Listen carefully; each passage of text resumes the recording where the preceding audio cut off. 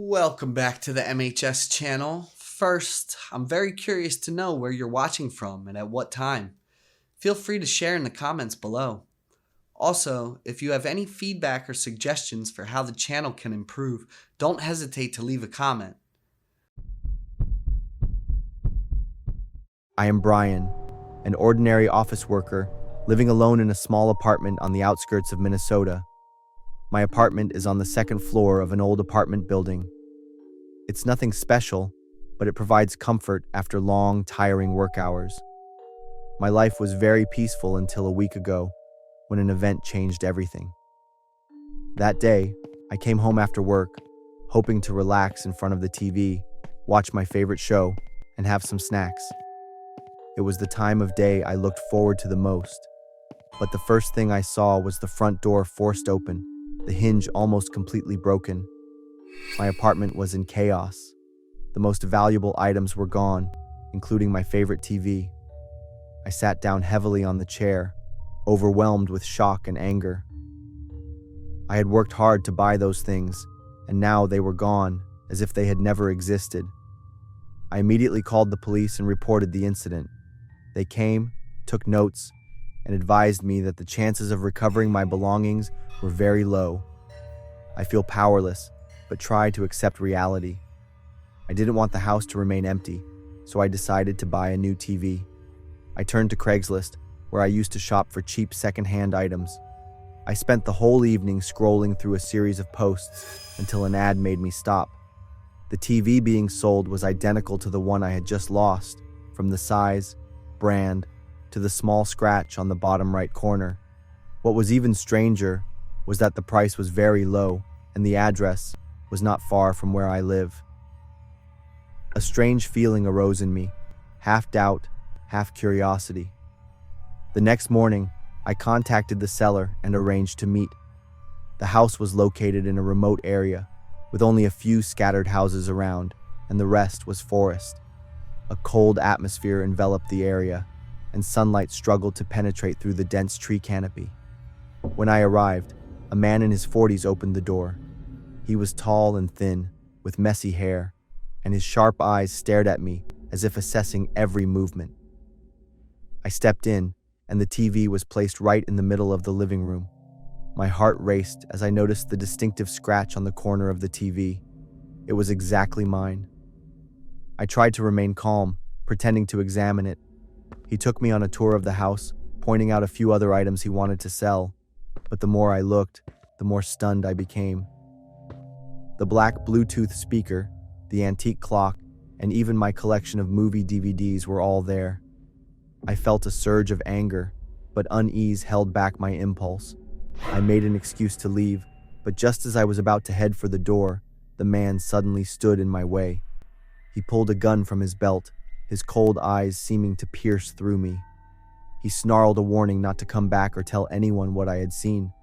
My whole body froze, and cold sweat poured down. I nodded, trying to leave without showing the fear that was drowning me. Once home, I immediately called the police. I told them everything, but they said they needed more time to gather evidence before executing a search warrant. I spent the whole day worried, not taking my eyes off the window and checking the door latch multiple times. The feeling of being threatened haunted me, but there was nothing I could do except wait.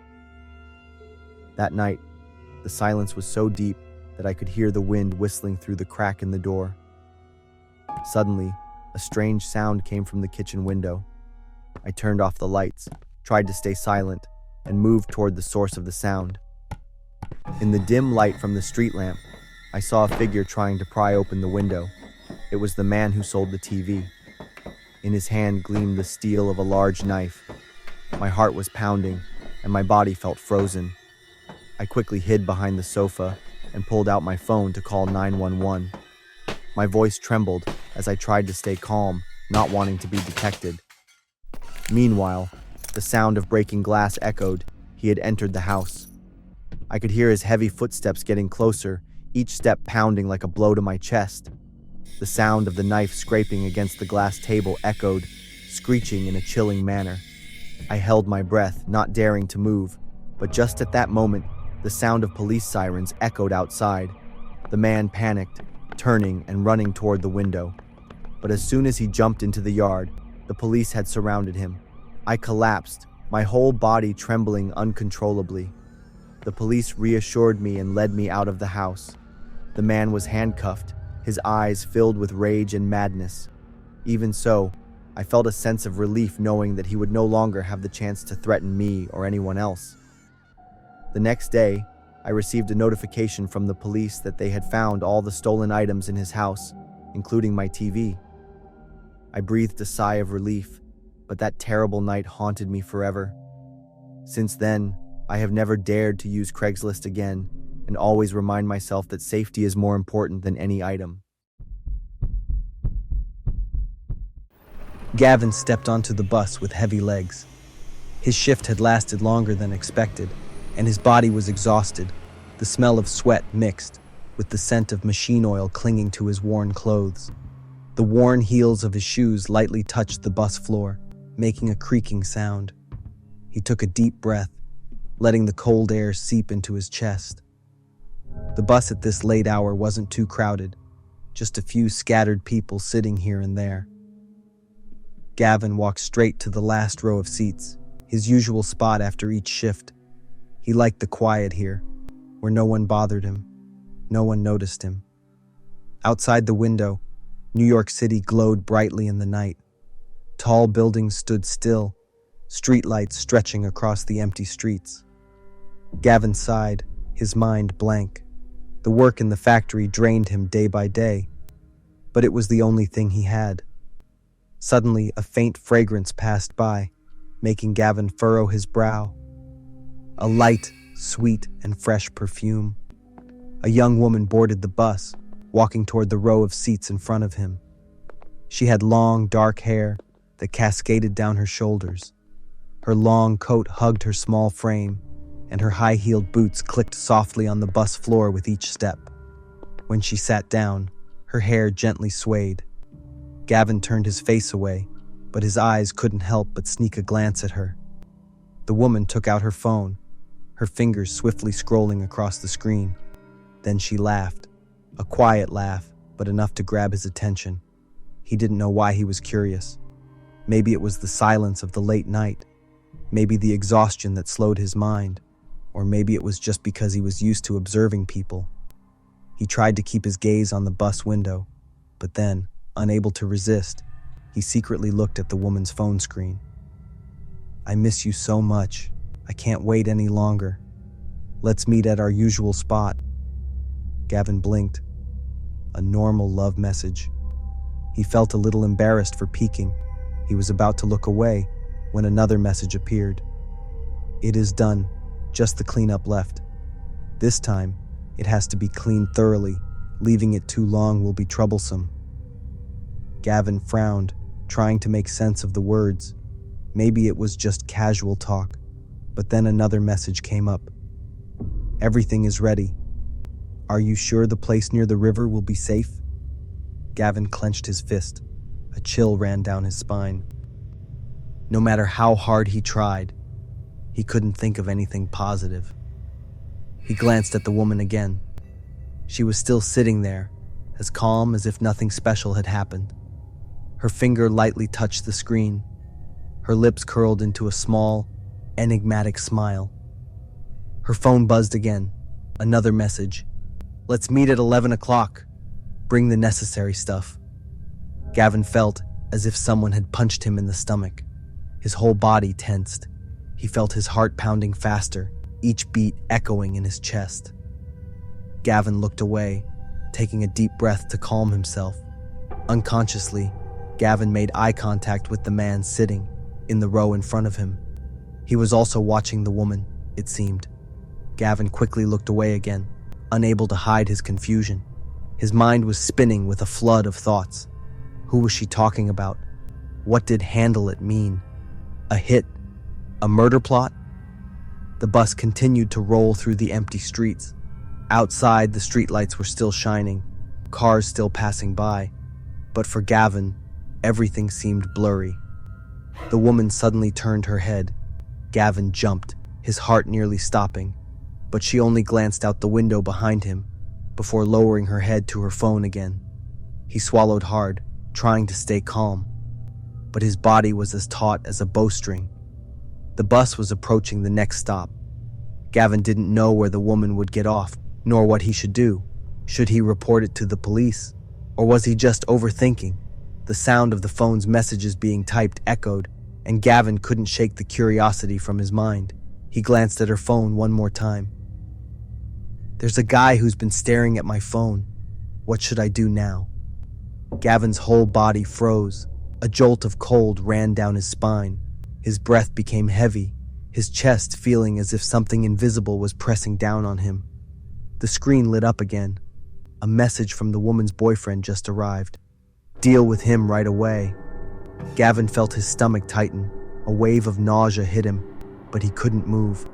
Cold sweat broke out on his forehead, his hands trembling as they gripped the edge of the seat, as if it was the only thing holding him in this nightmare.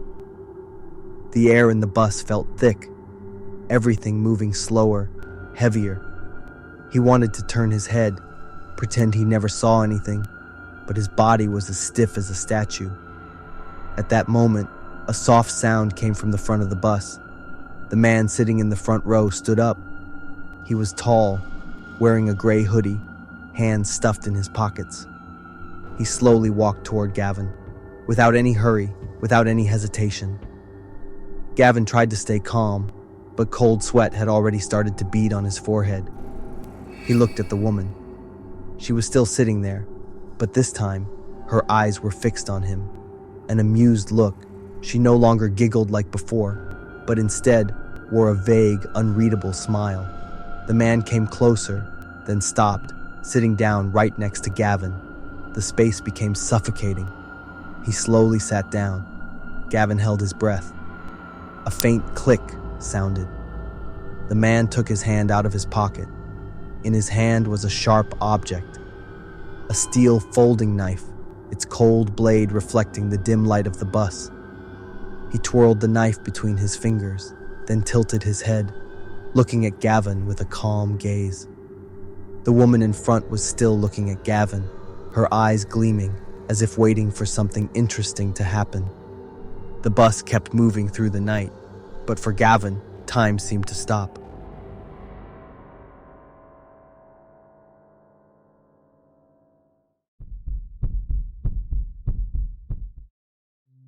I am Amanda, 35 years old, a single mother living with my 6-year-old daughter Fiona in the suburbs of a small town in Virginia. My life is an endless, busy whirlwind. Rushed mornings, office work with emails, back-to-back meetings, and evenings consumed by exhaustion. Looking at Fiona's smile, my heart is filled with love, but the exhaustion slowly wears me down, like a candle burning out, and I don't know how to stop it. One evening, after Fiona had fallen asleep, I sat blankly in front of the computer screen, my mind empty. The thought of a vacation flashed in my mind, like a tiny light in the darkness surrounding me. After several days of searching, I booked a small Airbnb house located at the edge of a forest, 2 hours' drive from the city. The description of the house was perfect.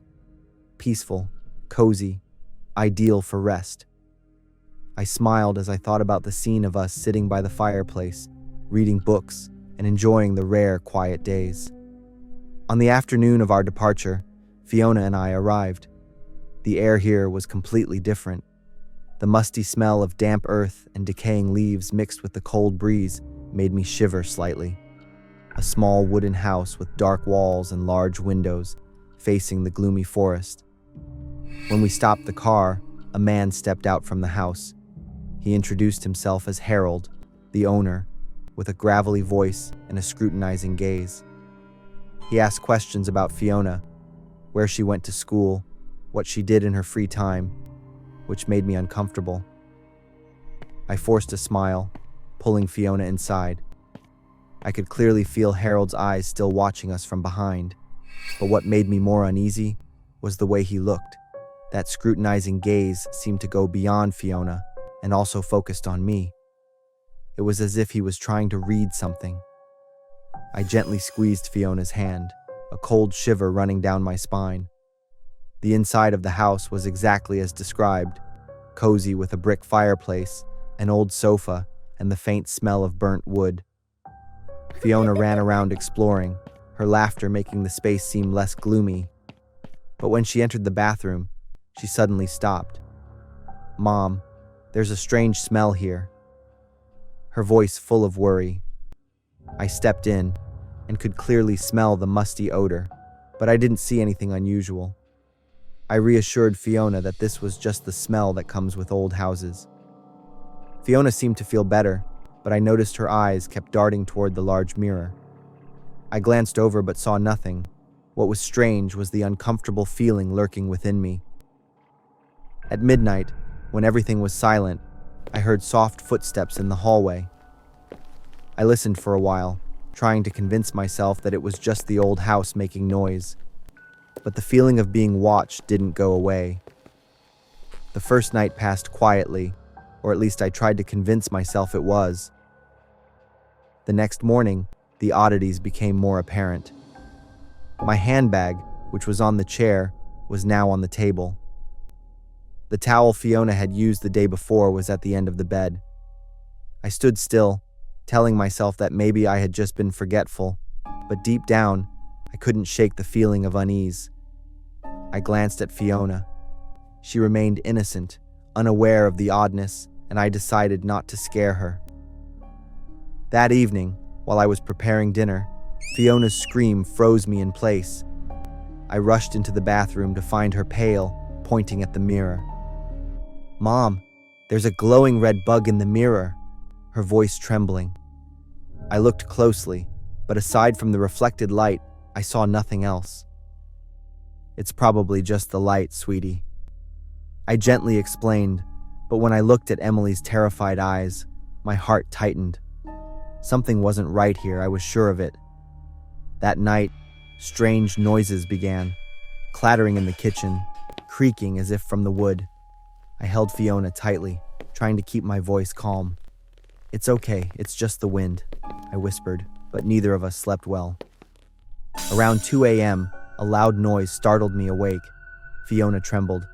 "Mom, there's someone in the house." I turned on all the lights inside and outside the house, gripping Fiona's hand and slowly stepping out of the room. I checked the living room and kitchen, but there was no sign of anything unusual. In the dim light, faint fingerprints appeared on the bathroom mirror, like an invisible reminder. My heart was racing, but I forced myself to stay strong in front of Emily. The next morning, I texted Harold, asking for a check of the house. There was no response. When I opened the Airbnb app, I was shocked. Harold's profile and the house had disappeared. I called his number, but it was no longer available. With a mother's instinct, I quickly packed up our valuables, grabbed Fiona, and ran to the car. I drove away in the night, feeling like I had just escaped a nightmare, but its darkness still clung to me. Back home, I contacted the police, but they found no information about Harold or the house. Fiona kept having nightmares after the trip, telling me about a thin man wearing a hat, standing by the window, looking in with a bright smile. I held her close, feeling fear overwhelm me, but I also vowed that I would never let anything like this happen again. I only hoped I could bring my daughter back to the peaceful days we once had. That night, my favorite storytelling channel released a new video, and without hesitation, I clicked to listen right away. A senior student is walking home after finishing her shift at the local convenience store at 11 p.m., but she couldn't know that she would never make it home. Senior student working at a convenience store. How much that sounds like me, I muttered. The girl's boyfriend reported her missing to the police the following morning. The police, in cooperation with local volunteer teams, conducted an extensive search, and 2 days later, they found something. Immediately, the thing that came to my mind was a corpse. My heart began to race, and I slowed my pace. A red size 6.5 Nike shoe by the Lotus Lake. The boyfriend broke down in tears, certain that this shoe belonged to his girlfriend. I stopped. my eyes wide as I looked down at the red size 6.5 Nike shoe at my feet. Suddenly, the sound of a car speeding by sliced through the quiet night, startling me. It's just a coincidence, Kaylee. This brand of shoes is common. What student doesn't have a part-time job? I came up with reasons to dismiss the thought that this podcast was predicting my own death. My mind urged me to hurry home, but the next piece of information mentioned in the podcast made my body go stiff. Half a day after it was found, the police confirmed that the shoe belonged to Kaylee Johnson, the victim of the disappearance. Kaylee Johnson? I exclaimed. That was my name. What the hell is happening? I found it hard to believe, raising my phone to check the podcast I was following. I was listening to a podcast, and it was talking about my own murder. My heart raced even faster, and my whole body felt paralyzed as I read the title of that podcast. I walked and breathed heavily.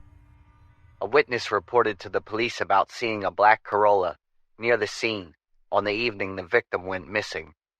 I took a deep breath, recalling the car that had just sped by. It was black, I think. No additional clues or bodies have been found yet. The police believe this will be a very mysterious case that will take a long time to solve. The sound of an engine echoed as I walked further, and a black Corolla was barely visible, lurking in a dark alley. Its two headlights were like the eyes of a bloodthirsty tiger, staring directly at me. I ran for my life, with fear and utter panic, driving me to reach my fastest possible speed. The Corolla started moving as well, right behind me. I dashed into a narrow shortcut and then turned left, running for a few more minutes until I finally saw my house. I rummaged through my bag for the keychain, unlocked the door, and rushed inside, shutting it firmly behind me. I collapsed right by the front door, and it was only then that I could finally cry. I felt extremely hopeless at that time. I was listening to a podcast about my own murder case. Was it a dream, or was it real? I became even more agitated when I realized that the car, likely containing the perpetrator, was lingering outside my house. I was home alone. Steve hadn't returned yet. Suddenly, a sound like knocking echoed, startling me as I looked around the dark space with wide eyes. It was the sound from my phone. I hadn't turned off the podcast yet. With my eyes blurred from crying, I trembled as I dialed Steve's number. He said he would be home in just 5 minutes. A few more minutes passed, and there was no sign of anything. The darkness and silence were swallowing me whole. I reopened the podcast on my phone, curious to listen to the end and find out the outcome. When questioned by the police, Steve, the victim's boyfriend, sobbed as he recounted. Kaylee might have left without wanting anyone to know. She complained to me about her grades, family, and relationships. She always showed signs of boredom and lost faith in life, but of course, I encouraged her a lot. But maybe my love wasn't enough for Kaylee to feel safe. I felt like I was coated in a thick layer of glue when I heard that podcast.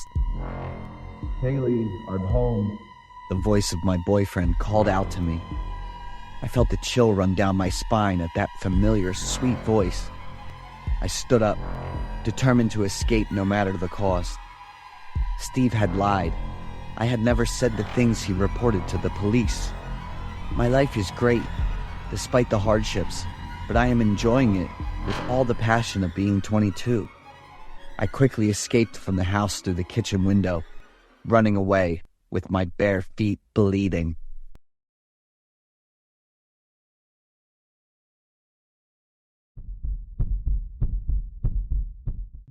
I posted this story on Reddit because I wanted to share it and get some advice. I'm totally freaking out and scared.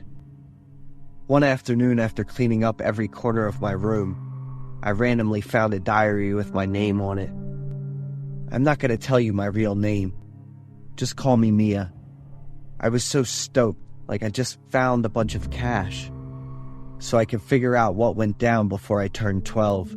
because I don't remember a thing. I'm writing this down because if I lose my memory, this'll be proof to throw my mom under the bus in court. What was that? I read that line again, and it was stuck in the last line of the first page in red ink instead of blue. Then I flipped the diary over and checked out the owner's name again. It was me, my name. To figure out the answers to the questions in my head, I started reading the diary closely.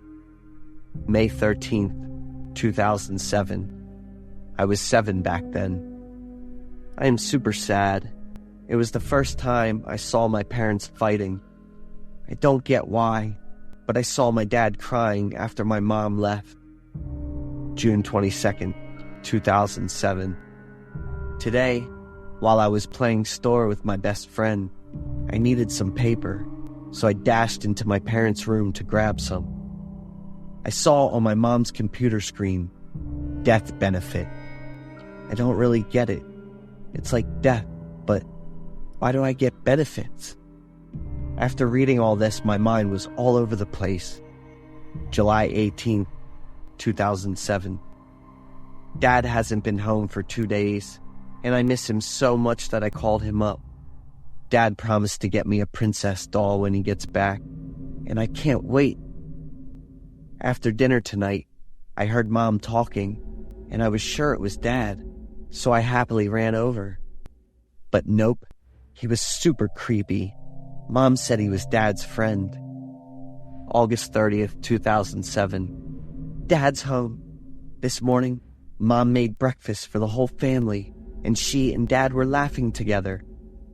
I saw Mom make 3 plates of food. Then she added spices to one, but not the other 2. Dad probably likes his food spicy. September 2nd, 2007. Dad passed away. I miss him so much. I cried when I read this. I didn't have any memories of Dad, but now it's different. I looked up at the bookshelf, grabbed all the dolls off it, and hugged them tight to my chest. There's gotta be at least one of them that Dad gave me, or maybe all of them. September 25th, 2007. Since Dad passed away, that man Mom said was Dad's friend has been coming around a lot more, and I really don't like him. Today, I even heard Mom and him talking about taking me to the doctor. I'm in good shape, right? That was the last day I wrote in this diary.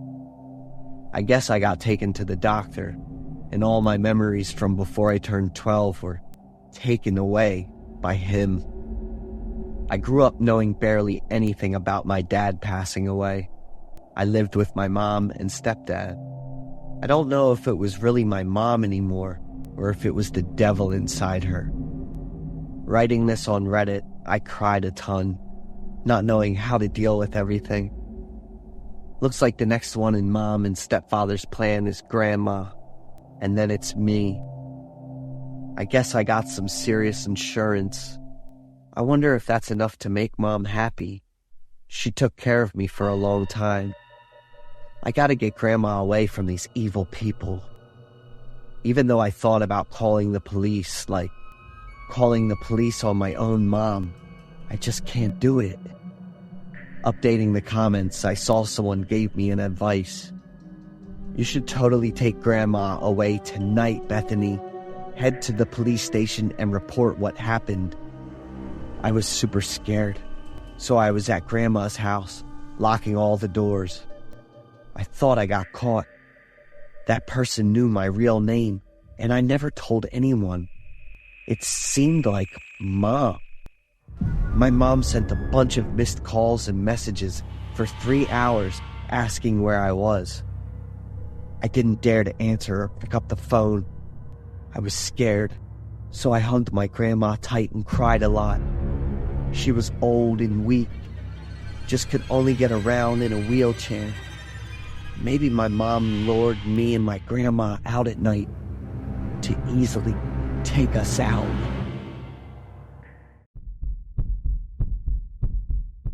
Me and Lewis have been together for over a year. We've got a sweet relationship, going through all the ups and downs like any other couple. Lewis is super picky. Every single thing I eat has to be made by him, but honestly, I'm cool with it. One time he got home late from work, and instead of making him deal with cooking, I went ahead and made dinner myself.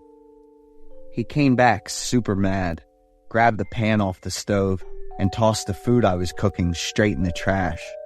Lewis yelled, "I'm telling you one last time, don't cook anything else."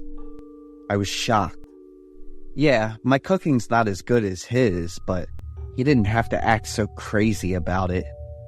I didn't talk to Lewis for 3 days after that, but he finally said sorry with a big home-cooked dinner, and we made up. We never go out to eat. We always just cook at home. Lewis won't buy food from the grocery store because he thinks it's from who knows where. He even brings his own food in a bag to company or family parties.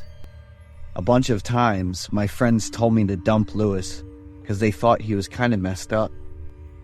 Everything about Lewis was great, except for his weird eating habits. He was super caring and loyal, so I decided to just roll with it.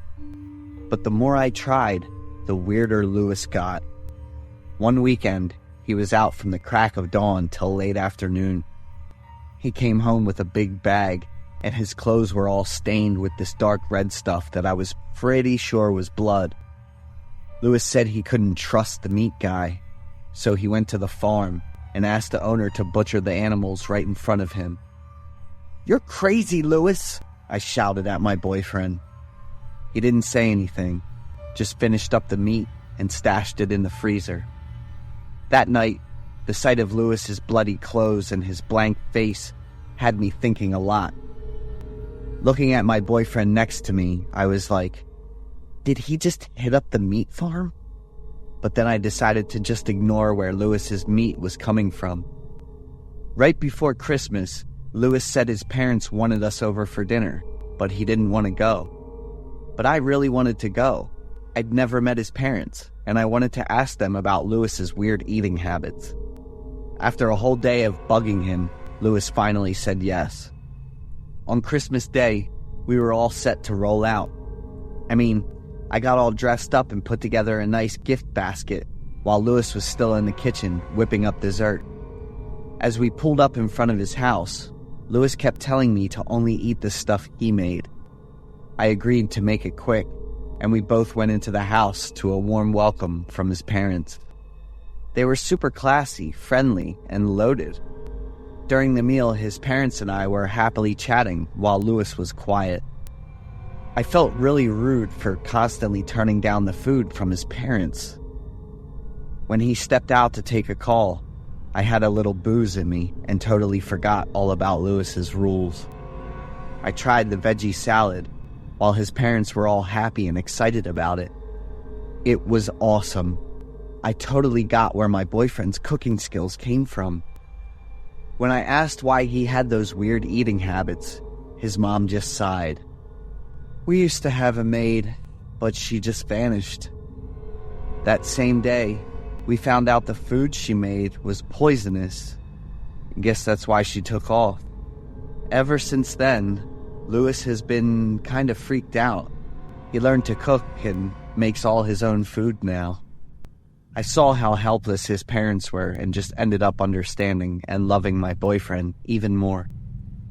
The problem was the booze was getting to me, so I secretly snuck some food from Lewis's parents' place, and I definitely couldn't let him find out.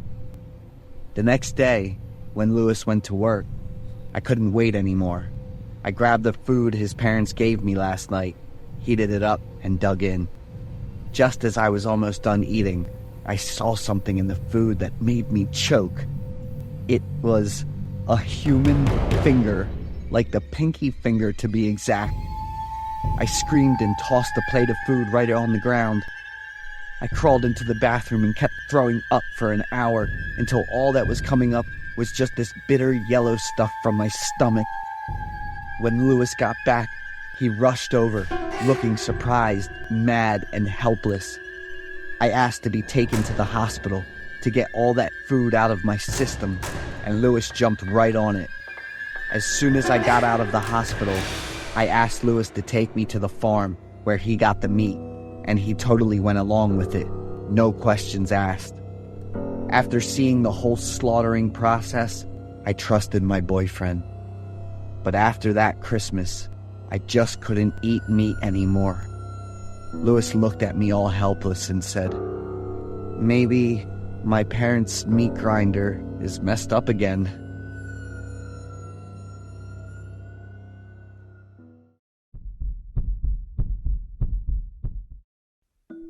I'm Glenda, 28 years old. I just moved into an apartment after my lease ended at my old place. My apartment's in a mid-range complex with 2 buildings facing each other. I spent a couple weekends cleaning the place and grabbing some stuff. I worked hard to make the place comfier, and I was pretty proud of how it turned out. But I didn't see the nightmare coming my way. I went to open the window for some fresh air on the 7th floor, the top floor, and spotted a dark shadow by the window in the apartment across from mine. I didn't think much of it and just kept looking around my neighborhood, feeling this weird kind of happiness. Later that evening, while I was chilling on the couch watching TV, I glanced over at the window of the apartment across, and that same dark shadow from earlier was still there. I looked a little closer, and it seemed like it was a guy, but I didn't think much of it. It'd be kind of weird to just stare into someone else's window. Pretty quickly, I got my life on track in the new place. I said hi to the neighbors, trying to make some good connections. On the second evening, after getting home from work, the first thing I did was head to the window and throw the curtains open to let some fresh air in. I was kind of shocked to see that black shadow still at the window across the way.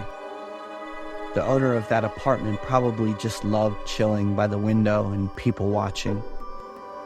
That night, I stayed up pretty late dealing with some last-minute work stuff. By the time I wrapped up, it was almost 2 a.m. Even though I was super tired, the second I looked at the window, I was wide awake. The black shadow was still there, hadn't moved at all since 8 hours ago. I started getting a weird feeling, so I closed the curtains and went back to my room. It took me forever to fall asleep. The next morning, I ran into my neighbor as soon as I left the house. She said she'd been living here for almost 10 years, so I asked her about the apartment on the 7th floor in the building across. His name's Charles, around 60 years old. You're better off staying away from that old guy if you don't want any trouble. He's been caught up in a bunch of lawsuits for invading people's privacy. People around here don't want to mess with him because of that. I got chills when I heard my neighbor's story. So Charles has been following me for the last 2 days. My mind was racing as I tried to think back on everything, making sure I hadn't messed up with my behavior or what I was wearing. I felt like a lost soul all day, couldn't focus on anything. I was just stoked to find a new place, but now I had to live in fear and be super careful because of my neighbor's weird and creepy reputation. I've never opened any of the curtains in my apartment, not even for a sec. This went on for 3 days, and I felt super suffocated. I called the building security and told them what was going on, hoping they'd step in and sort it all out. I decided not to show up to avoid making a scene since I had just moved in. About 2 days after I talked to building security, feeling a bit more at ease, I finally opened the curtains again. But surprisingly, the shadow was still there. I quickly called security again, and they said they couldn't get in touch with Mr. Charles. He might have gone to his son's for a few days. This isn't the first time we couldn't reach him. Are you guys serious? He's still at the window, staring at my apartment. We'll check it out and sort this ASAP. I stopped paying attention to what the security guard was saying. Remembering the binoculars my dad gave me back in high school, I started digging through the unpacked boxes to find them. I yanked the curtains all the way open and threw the window open, then grabbed the binoculars to check out the apartment across the street. At first, my head was spinning, so I put down the binoculars and started having a hard time breathing. Shakily, I lifted the binoculars to double check what I saw, and that was the worst decision I ever made. The window of the apartment across the street had a man's body standing there with his head pressed against the glass. His body had patches of skin hanging down, and his eye sockets were dark and deep, with his mouth wide open like he was totally freaking out. I let out a huge scream, and the sound of terror echoed from the top floor, shattering the quiet vibe of the place. I rushed out of the house, banging on all the neighbors' doors, begging them to call the cops ASAP. The body was Mr. Charles, who had died about a week ago from a stroke. He had a pretty bad reputation, according to the neighbor, so nobody really cared that he hadn't showed up in days. Mr. Charles had a son living in the next city, and when he heard about his dad's death, he looked totally shocked and devastated. He played it off by saying they weren't really that close, which is why he hadn't checked in on Mr. Charles for days. I moved out of that apartment right away and crashed at a hotel for a few days before finding a new place. Even now, 8 years after that crazy incident, I still wonder, why was Mr. Charles standing against the window when he died? Did his stroke really hit him out of nowhere? Or was there something else going on?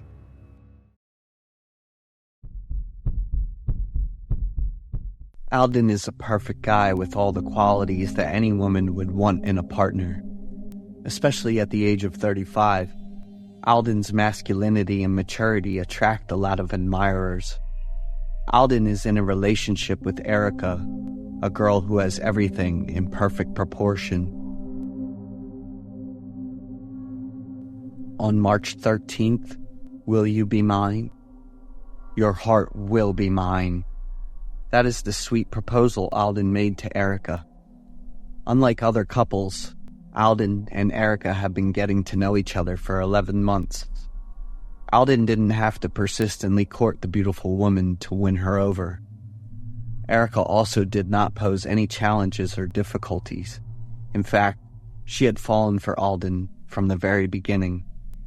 Their relationship just needs one more formal proposal to become a perfect couple. Even though Alden has cared for and pampered Erica to the utmost for the past 11 months, Erica has also continuously given Alden the green light, showing her affection for him. But their relationship remains ambiguous. Erica is determined not to propose first. According to her viewpoint, it is the man's responsibility to take the initiative. Erica takes care of her appearance, participates in classes on sports, cooking, art, and more. She continually improves herself, setting the goal to always be perfect and attractive. There are also many suitors around Erica, but she only has eyes for Alden. As for Alden, there are times when he shows indifference in the relationship. His words are very sweet and loving, but they are also full of underlying meaning and a hint of teasing. But Erica doesn't realize this. To her, Alden occupies her entire heart and mind. Alden has not given Erica any confirmation, which leaves her constantly worried. Erica is very afraid of losing Alden. It's not hard to see that the women around him have feelings for him. Moreover, their relationship is not official and clear, so Erica cannot assert her claim. A princess is always associated with images of beauty and perfection, but it's not only princesses. There are also witches with an enchanting, deadly allure. Erica has a blend of both. She once planned and staged a car accident. The victim was a young and beautiful girl, and as a result, She was left paralyzed from the waist down just for standing too close to Alden at a party. Not stopping there, Erica did not hesitate to gift a few scars on the arms, legs, and even the face to the girls who intended to flirt with Alden. One rival, who is extremely determined, declared that she would confront Erica and pursue Alden to the end. She is Daria, who possesses everything Erica has and more, namely the allure of youth and beauty. But just a week later, Daria vanished without a trace. The police searched for Daria for 6 months, and the clothes they found in the forest contained Daria's DNA. But it still has not been determined whether she is alive or not. Are you satisfied with what you've done? Alden's unexpected question left Erica stunned for a few seconds. Of course, I'm willing to do anything for you. Alden knows something. He just smiled and nodded. The moment Erica had been waiting for arrived, Alden proposed right in the car when he brought Erica home. Of course, she agreed without a second thought. But why March 13th?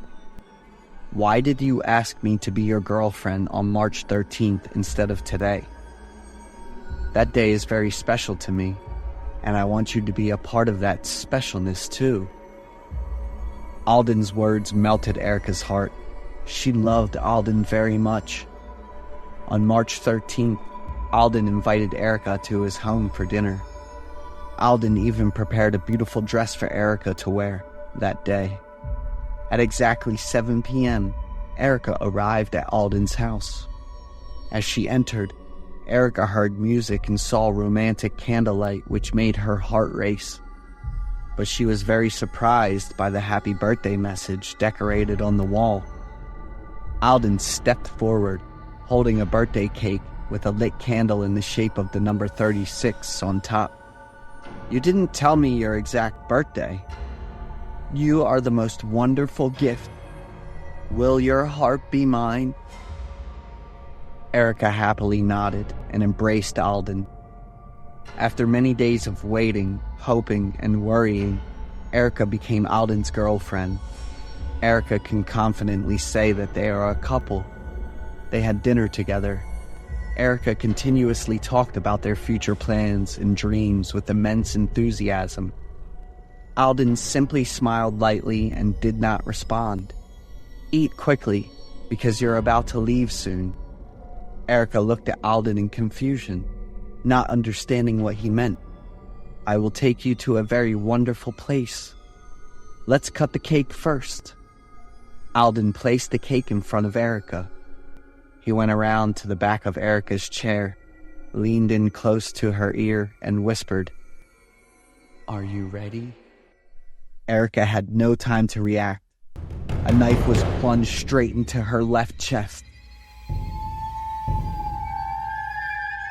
An hour later, Alden stepped out of the house with a satisfied expression, his mouth still smeared with blood. Alden drove away with the body of a woman without a heart in the trunk of the car. The cycle of the next 11 months continued as Alden searched for another heart, the 13th heart.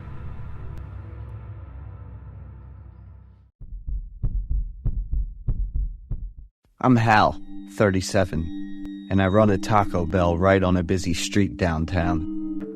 The place gets a ton of love, so I'm basically working around the clock. One night, around 10:30, I was about to shut down after a long 16-hour grind. Out of nowhere, a couple walked in looking all unsure. The guy went, "Hi, sorry, but can you hook us up with whatever food you've got left?" I was kind of confused, so I didn't reply right away. "We come from way far away, and your place is the only one open." So I was like, "Just hang on a sec." And I couldn't say no since they were customers, you know? It took me like 10 minutes to whip up 2 burritos, even though I didn't have all the ingredients. The couple was super grateful and dug into their food, and watching them enjoy it made me feel way less tired. I was just wandering around cleaning the cashier counter for a bit, and when I turned around, the woman was still munching while the guy was staring at me. I asked, kind of worried, "Is there something wrong with the food, man?" He smiled a bit and said, "Oh no, it's awesome." Usually when I get compliments like that from customers, I'm super happy. But the way the guy looked at me and smiled just gave me the creeps. The guy asked me, "Are you the owner of this place?" "Yes." "Great. Do you live by yourself?" I was like, "Yeah, I live just a few minutes away." I have no idea why I blurted that out without thinking or being careful. The guy got up, threw some cash on the table, and walked out, and the woman quickly jumped up and followed him. I didn't think much of it, just headed home to crash since my body was totally telling me to chill out. As I walked out of the bathroom all wet, I heard loud banging on the door and a woman's weak voice. "Help me, please." I froze for a few seconds before bolting to the door, while the woman kept banging and begging. I peeked through the peephole, and it was a woman in messed up clothes with crazy hair and a bunch of bruises all over her. I didn't open the door, but I asked, "What's wrong?" just to be safe. "Let me in, please. He's about to catch up with me." I got even more on edge and said, "I'm calling the police right now, just chill out." "No, please don't call the police. Just let me in." The woman got more and more freaked out, and her voice along with the banging on the door got faster and way more urgent. When I looked closer at the woman's face, I was shocked. It kind of felt like she was with that guy from earlier. For a few seconds, I caught a glimpse of anger in her eyes. I quickly grabbed my phone and said, "There's a woman in front of my house who needs..." The woman yelled, "Don't call the cops!" and punched the door. I jumped back a bit, and the phone I was holding dropped. A few seconds later, along with the woman's wild scream for help, I heard another guy screaming, You're dead already, damn it. "Open the door quick, I'm begging you." And then just like that, those scary sounds faded away. I hurried to the door and peeked through the peephole, but the woman was gone, and the guy was nowhere to be seen either. The sudden switch totally threw me off. I gripped the doorknob, caught between being scared and curious. There was an axe blade stuck in the door, like just a few millimeters from my forehead. I froze, and my heart felt like it stopped. The axe blade got pulled out, leaving a hole in the door, and this wild-eyed man said, I want to taste your blood. The next few axe hits were super hard on the door. The door was totally wrecked, and I was hiding in the kitchen cabinet, trying to hold my breath. They were coming in, the crazy, mean-looking guy and the woman. "Just a little more," I muttered as the guy got close enough. About 10 minutes later, I was fine and sitting in the living room making a call. In front of me was the guy with a bullet deep in his shoulder, bleeding like crazy, and the woman crying and begging. "Hey, I've got 2 fresh orders here. One for organs and the other, let's see, for entertainment." So, I ended up with a big chunk of money, enough to expand the shop and get the door fixed with the latest high-tech lock.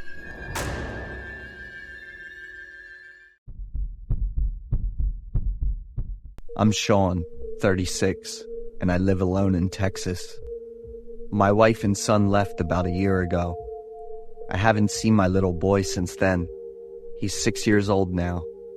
I work as a short-term security guard. Specifically, I'm hired to guard things like concerts, conferences, events, and exhibitions, which often need a lot of security guards to keep everything safe. Or when a company's regular security guard is on leave. When a company needs to quickly boost its workforce, they'll bring in temporary employees like me. This job is pretty good for me right now because of my health issues. A year ago, I had a car accident on my way home from work. After that awful accident, I'd get bad headaches whenever the weather changed. One day, the doorbell rang at 8 a.m. "Hello, I'm Brad." The man introduced himself in a cold tone and looked me up and down with a sharp gaze. "How can I help?" "I hear you work as a security guard. Can I come in and talk to you for a bit?" It turned out Brad was here for work, so I quickly invited him in. Brad sat across from me, still wearing the same expression and look in his eyes. "I need you to be a security guard at my house for one night only." "Are you organizing a party or something?" $500 in cash. I'll pay you right now." Brad didn't answer any of my questions about the security job. I could see his eyes slowly shifting from cold to red with anger. But I didn't want to agree without knowing all the details. I kept trying to ask Brad questions. $1,000. Brad slammed his hand on the table, leaned toward me, and shouted loudly. I was really worried and scared, but with the amount of money Brad was offering, I couldn't say no. I needed the money right at that time. Thinking the night would go by quickly and the job was something I was used to, I agreed with Brad. He immediately put $1,000 in cash on the table and then left. I had never taken a job with such a weird deal and attitude from the customer. That day, I couldn't shake this constant feeling of anxiety and insecurity. I wasn't exactly thrilled about making such a large sum of money. That night, right at 9 o'clock, I arrived at Brad's house. It was a decent house, but it felt a bit gloomy and cold to me. The lights in the house weren't all on. Only a dim light was visible through the window. I hesitated for a long time, but still didn't ring the doorbell. I had considered returning the money to Brad and turning down the job. "You're 20 minutes late, Sean." I was startled when Brad's cold voice cut through the silence. I'm sorry, but I don't think I can." "Come in. I don't have much time." Before I could finish, Brad interrupted me and went straight into the house. The atmosphere inside the house felt even colder than it was outside. Everything was pretty modern, but it looked like it hadn't been used in a long time. So there wasn't a party. I must have been wrong about that. There was no one else in the house except for Brad. I noticed that the wall was covered with pictures of a woman. So many. It was like an art exhibition dedicated to her. "This is my wife, Megan." I turned around, startled to see Brad standing right behind me, his eyes full of affection as he looked at pictures of his wife. His eyes were completely different from when he came to my house. Brad must really love Megan. Wait, Megan looked familiar to me. I wasn't sure, because the light was too dim to see everything clearly. I moved closer to get a better look at Megan's picture. "Here's what you need to do." Brad startled me again. I turned around and walked over to where Brad was standing. His eyes turned fierce and intimidating again. "Protect my wife's sleep." I froze, my emotions in turmoil when I heard Brad's strange request. He went upstairs and told me to follow him. The closer we got to the upper floor, the darker everything became, making it harder for me to see. I walked slowly, and the darkness was accompanied by a faint but strong enough stench that made my nerves react. I reflexively covered my nose, and Brad immediately turned to look at me. The darkness cast shadows over his scary eyes, making them stand out even more. The black shadow made the whites of his eyes stand out, highlighting the dark red veins. Without looking at me for long, Brad continued down the hallway to the room at the end. The creaking sound when Brad opened the door gave me chills. At that moment, I thought about running away, but my thoughts and actions didn't line up. Following Brad into the room, the stench was so strong it was hard to breathe. In the middle of the room was a bed with someone lying under the blanket. The room was filled with pictures of Megan, Brad's wife. This time, I was sure she looked very familiar and was trying to remember where I'd seen her before. Brad walked over to the bed, gently pulled back the covers, and revealed a badly decomposed body with bones and flesh mixed together. I couldn't say a word. I backed away and pressed myself against the wall, my heart racing. Megan, I found the person. You can rest easier now. Brad's words made me think he was definitely crazy. I rushed to the door, shaking the doorknob with one hand and dialing the police with the other.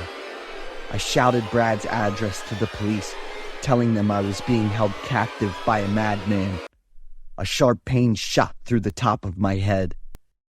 I felt warm streams running down my neck and face, and a salty, fishy taste filled my mouth. I passed out immediately and had no idea what happened next. When I woke up, I was tied up in a kneeling position on the floor. In front of me was the bed with the decomposing body that Brad had propped up. I was scared out of my mind, but couldn't move or scream. Next to the body was a photo of Megan and a bouquet of roses. At that close distance, I could see her face really clearly. "This is..." Brad gritted his teeth and his eyes widened. "The one you caused the accident and then ran away from. You left her in agony and she passed away." "That's right. This face. It was that woman." "Do you have any idea how much pain I've been in for the past year? When I saw you, all I wanted to do was make you feel the pain my wife had to endure. I've lost everything." Brad screamed with hatred, pain, and helplessness. I was at a loss for words, with no way to explain that tough time. That night after the crash, I saw Megan, bleeding and quietly begging. But I was selfish. I decided to leave because I was thinking about the future and my family. In the end, my wife and son left me, and the loneliness and disease kept me stuck. Not a single day in the past year have I slept peacefully. I cried and begged Megan and Brad to forgive me. I deeply regretted what I had done. Brad couldn't calm down. He rushed at me and kept hitting my face and the wound on my head. The police broke down the door and rushed in. My vision was blurred with blood, and I saw Brad being restrained by 2 officers before I fainted again. When I woke up, I found myself in the hospital. I'd be treated for a while before facing the court.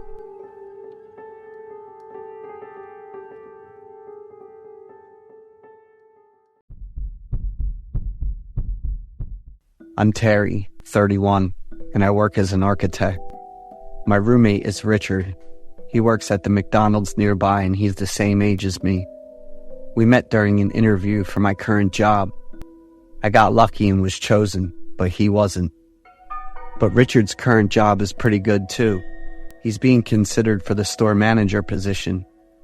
We've been living in this apartment for over a year, and everything's been going fine. We always keep things balanced, like moderate concern, moderate curiosity, and giving each other privacy and comfort. He's got a positive vibe that really helps him adapt well at work. I really admire his optimism. My job has set hours, but his doesn't. One day, I came home totally exhausted. When I saw the living room and the lights in Richard's room were on, I figured he'd gotten home. I called out a quick hello, which is our way of letting each other know we're home. After calling out twice, I didn't hear him respond. I gently pushed the door open, but he wasn't there.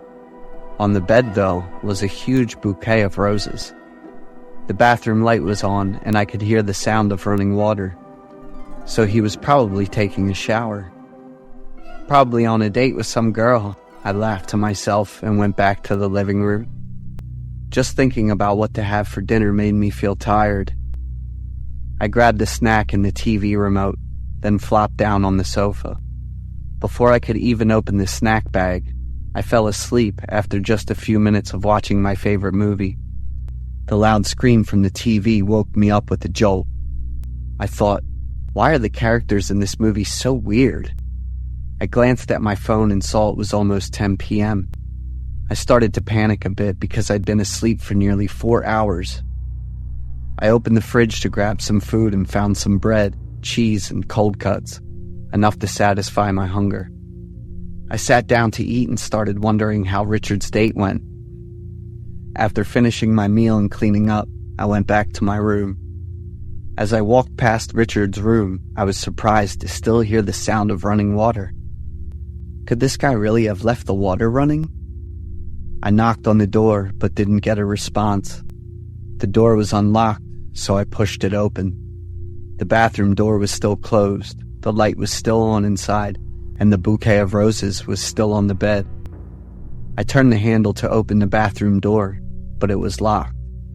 I tried a few more times, but still couldn't get it open. I called out, feeling worried. Richard, are you in there?" All I heard in response was the sound of running water. Feeling anxious and confused, I started looking around his room. There was nothing unusual. His phone and wallet were still on the table. I was even more sure that he must be in the bathroom. He could have been in there for 4 hours or more. I screamed and banged on the door, calling his name. I tried to reassure myself that he might have just fallen asleep in there, but my fear grew as more negative thoughts piled up. He still didn't respond, so I ran to the sofa to grab my phone and call the police. The phone wouldn't recognize my face, and even after entering the password several times, it still didn't work.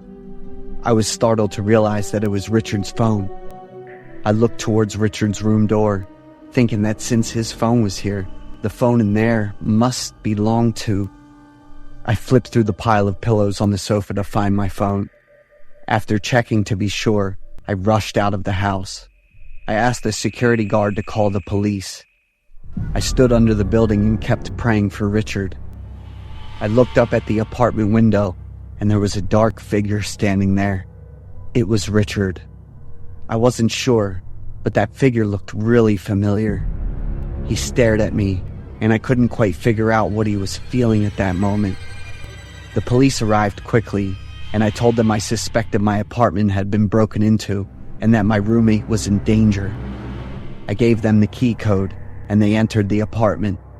To my surprise, Richard, the person I reported to be in danger, was perfectly fine.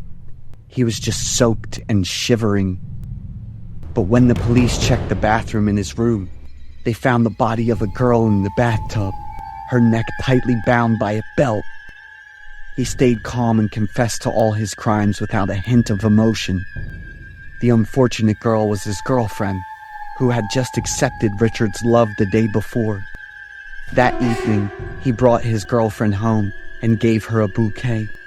But while his girlfriend was in the bathroom, Richard opened the door, walked in, and murdered her. He said he stayed in the bathroom, staring at his girlfriend's body for hours. He wanted his girlfriend to be his forever. I was stunned, looking at the friend I had always trusted and cared about. I couldn't help but wonder, what if his madness had turned toward me at that moment? I had no defenses and was even worried about a murderer. Hi, my name's Stella, 27 years old. I was working as a nurse for Cleveland General Hospital in Cleveland, Ohio. The work here requires a lot of patience. The work is hard, but I think if you're working in a medical field, you are well adapted to stresses. It's a field that demands a lot of professionalism and responsibilities. One day, I was assigned to handle a patient, an 8-year-old girl named Orla. She was diagnosed with congenital heart defects. Also, For a few months recently, she had developed depression as well. So I got to her ward room to get to know the girl. It was room 313.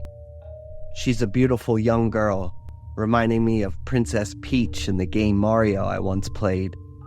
But in stark contrast with Peach's bubbling personality, Orla was really pale and really, really cold towards me. When I get close to her, Orla was drawing squares after squares in a piece of paper. She had no reaction on my approach, so I introduced myself and asked the basic questions to get to know her. The girl wasn't paying any attention to me.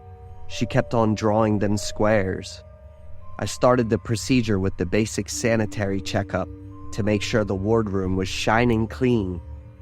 Then I went to the patient, body temperature check, heartbeat, and blood pressure reading, the basic physical. Finally, I prepared the medication as prescribed by the doctors. Throughout the procedure, Orla didn't say anything much. There was almost no changes in her facial expression. Her eyes gazed toward the squares she's drawing. Having finished my checkup, I said goodbye to her before moving on to the next wardroom. Before I left, I glanced back at Orla. She's a weird patient indeed. The next one was room 303 for Mr. Manny. He's a longtime patient of ours, 60 years old, been hospitalized for 4 years due to chronic heart disease now. He's a true gentleman, let me tell you that. Everyone in the hospital was fond of him. As many times before, Manny greeted me with his usual warm smile. However, his expression today was kinda not very usual. "Hello, Mr. Manny. How's your sleep last night?" "Terrible. I can't even have a minute of shut-eye, Stella," he replied me with a sigh. "About 3 in the morning, there was some heavy footsteps on the hallway, and then came the constant knocking on my door." "And who would come around that time, sir?" "It's freaking nobody, girl. I opened the door a few times and see nobody there. Just the cold night air rushing in." He coughed a few after that, likely not in his best condition. A quick temperature check later, and yep, he'd contracted a fever. So basic formula as usual, Tylenol to ease up on the high temperature for him to rest. I came to ask the other patients in the adjacent rooms, and none of them said anything about the heavy footsteps at all. Only Miss Cassie in room 304 told me that she did hear the doors open on and off throughout the night. I thought there would be more of this than jumping straight to conclusions. After my morning workload was complete, I came back to the main hall. There I saw Orla, staring at the wall, right beside the stairwell. "Honey, you better not exercise too hard. It's not good for recovery," I said to her. "Besides, you should just stay in your room, or else you might get lost." Orla, still not saying any word, kept staring into the hospital layout on the wall. Next morning, when I arrived to Orla's room, she's still sitting on her bed with her drawing. However, she didn't draw it anymore, but only staring on it. The drawing surprised me. The squares yesterday had been filled out by the numbers now, and it was exactly the layout of this floor. Orla holding a small coin, moving from square to square, then promptly held it at Miss Cassie's room, room 304. "What are you doing, honey?" I asked curiously, only to be answered with a mumble from the little girl. "Death." Her answer caught me by surprise. Though come to think of it, I couldn't have any meaningful conversation, nor was there any meaningful information about her parents or legal guardian. There must be something very terrible that Orla had been through to have such severe depression. After my work was done, I was startled by the hospital's general announcement to all nurses. Miss Cassie in room 304 had just encountered a severe stroke and had passed away. I was startled by this development. Now I thought about what Orla had said. Was that all just a coincidence? The sudden passing of Miss Cassie made every hospital staff sad. She's a sweet old lady that every one of us adored. The time spent together had us formed a close-knit relationship, almost like a family. Suddenly, I was more concerned about Orla after all of this occurrence. The other time, due to my growing concern, I came to ask Orla about what might happen in the next few days. This time, the little girl looked at me back and started speaking directly to me. Curiosity kills the cat, you know. Her cold demeanor and almost robotic, monotonous voice made me shudder. Immediately left the scene, I came to report the incident to the head of clinic. She calmly told me to only focus on taking care of the patients at the best of my ability. It wasn't the first time this hospital had someone with psychic ability. I came back to work with a lot of thoughts after her answer to my question. When I came to Mr. Manny's room, I suddenly saw a dark shadow that came before me into the room. At first, I thought it was just another hospital staff. However, Mr. Manny was alone in his room. He greeted me, saying that his wife had just come to visit him. I was dumbfounded. His wife had passed away for 2 years already. After the encounter, Mr. Manny's health declined rapidly. I and another nurse took turns caring for him days and nights. During the entire time, the shadowy figures occurred more and more frequently and started appearing everywhere. All of our struggle was for naught because a few days later, Mr. Manny passed away. His death was not the most pleasant one, as evident in his fear-twisted expression, with blood oozing out from his mouth, soaking through the bedsheet. The cause of death, as diagnosed, was exsanguination. All of those things in such a short time was driving me crazy. Another time during my shift, I suddenly saw that black shadow in the hallway. That shadow was slowly creeping up to me. Turned around. I tried my best to get away from it. I immediately thought of Orla. She may be the one knowing how to help me get rid of this monstrosity. I opened up room 313. Orla was there, sitting. I locked the door and frantically got to Orla. In my utmost horror, the girl was slowly moving the coin on the floor layout, stopped just right at this very room. I shook her incessantly, and despite the chaos around her, the little girl remained silent. The emergency red button also seemed to stop working mysteriously as well. That shadow was now just inches away from me, a silhouette of a woman. She got an empty eye socket, mouth agape at an incredible angle. I screamed aloud, feeling like every single gulp of air drained away from my chest, collapsing me completely. When I came back to my sense, I was in room 313 with the head of clinic, while Orla, the little girl, were nowhere in sight. I told my superior everything I had witnessed and requested emergency medical leave, which was quickly approved of. That haunting night still made me shudder to this very day, and I hadn't been able to return to nursing ever since. Now I had a family of my own. I chose to work at home to have more time devoting for my little corner of the world. And yet every time I am in the darkness, that haunting face still comes back to haunt me.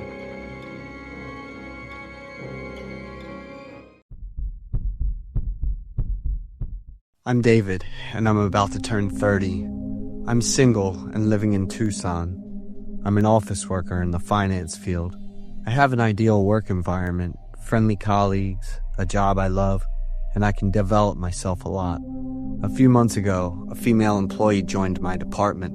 She's very beautiful, a perfect combination of European and Asian. I was impressed with this girl from the first meeting. Unlike other new hires, she wasn't introduced by the management on her first day at work. She came to my office and introduced herself. At that time, 2 colleagues in the same room were out, so I was the only one to welcome her. She is smart and learns quickly.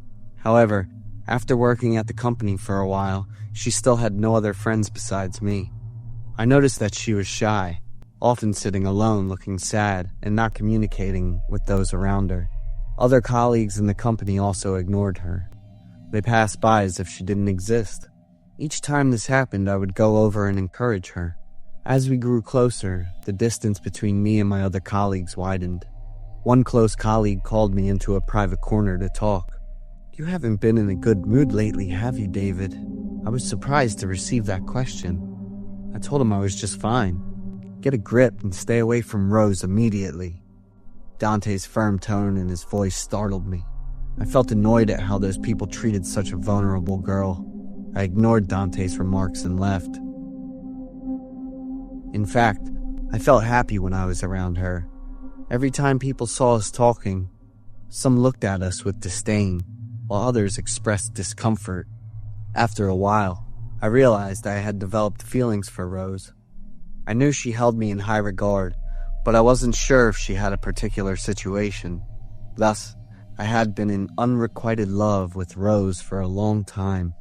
Due to the disapproving looks from others, Rose and I often met on the rooftop of the building during our lunch breaks. We would have lunch together and share stories with one another.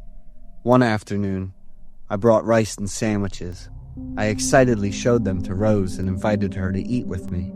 Rose declined, saying she was on a diet and was only eating the salad she had prepared. I noticed that Rose ate very little, almost nothing at all. I thought that most women believed they needed to lose weight, while in reality, they were quite skinny.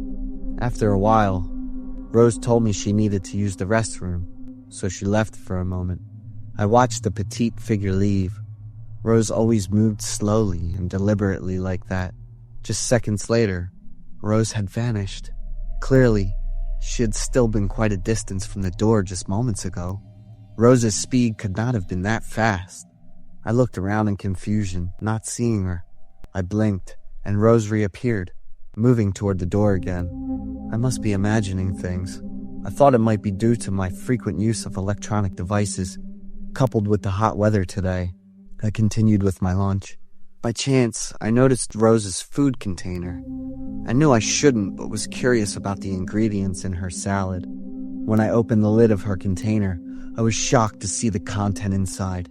The vegetables and fruits were badly spoiled, leaking and emitting a foul smell, even with maggots crawling all over. I almost vomited. How could Rose eat this disgusting thing? I sat there, bewildered, with a dozen questions swirling in my mind. Suddenly, Rose approached. She was very close. A few seconds before, I hadn't seen her here, had I? I hurriedly closed the lid of her food container. Rose smiled at me, a smile that made my heart flutter. My lunch that day ended. I couldn't concentrate on the stories Rose was telling. I observed whether Rose was actually eating that terrible thing in the container, but she wasn't eating. However, when we cleaned up afterward, that salad container was completely empty. Only a little dressing was left, as if it had been eaten entirely. What was happening? Could it be that I was seeing things? That day there were many tasks to handle, so I temporarily forgot about what happened at lunchtime. That night, I stayed late at the office, and I didn't know when Rose had gone home. She didn't say anything to me. She hadn't acted like that before. I left the office at 10 p.m., feeling sluggish as I walked down to the parking lot, and I began driving home. Just as my car rolled out, Rose suddenly jumped out from somewhere to block my car. I was startled and slammed on the brakes as Rose looked at me with a big smile. She walked up to the driver's window and asked if I would give her a ride home. I was both happy and surprised to see Rose here.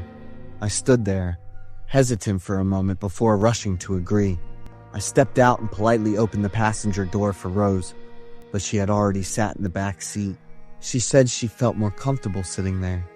I looked at her in confusion, while Rose kept that beautiful smile on her face. Rose gave me directions to her house.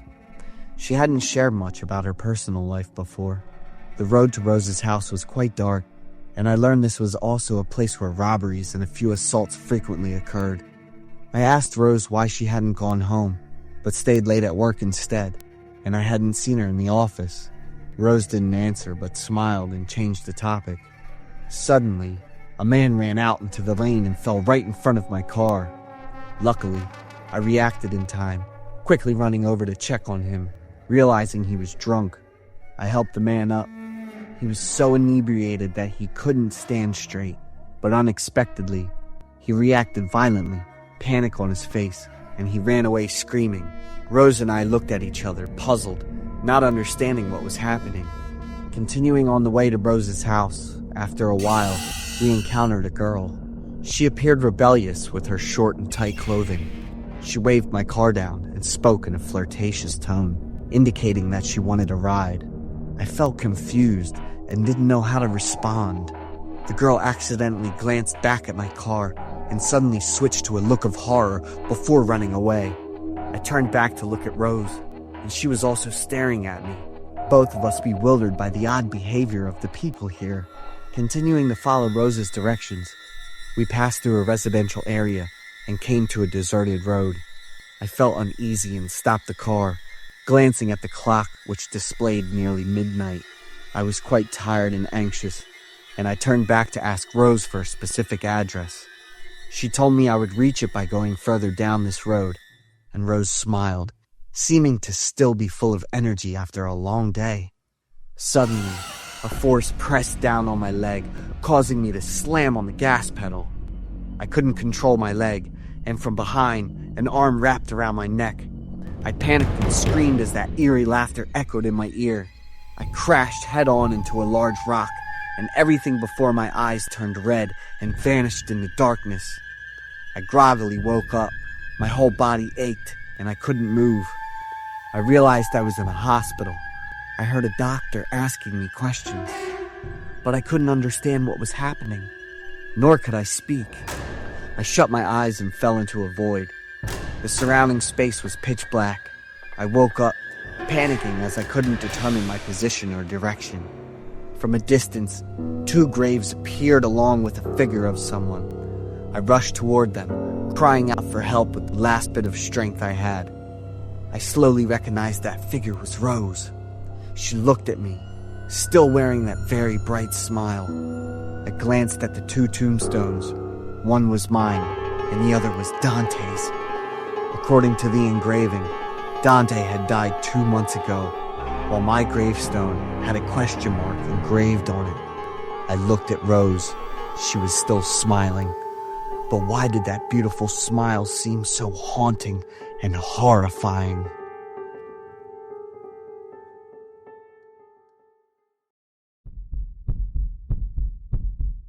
I'm Dylan, 38 years old. I work as a financial analyst for a bank in San Jose.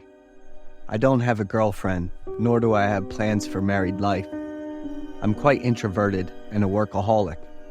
Instead of finding myself a girlfriend and having sweet dates, I often work late at the company, sometimes even until night. One Wednesday evening, I remember leaving the office at 11 p.m. That day I didn't drive to work.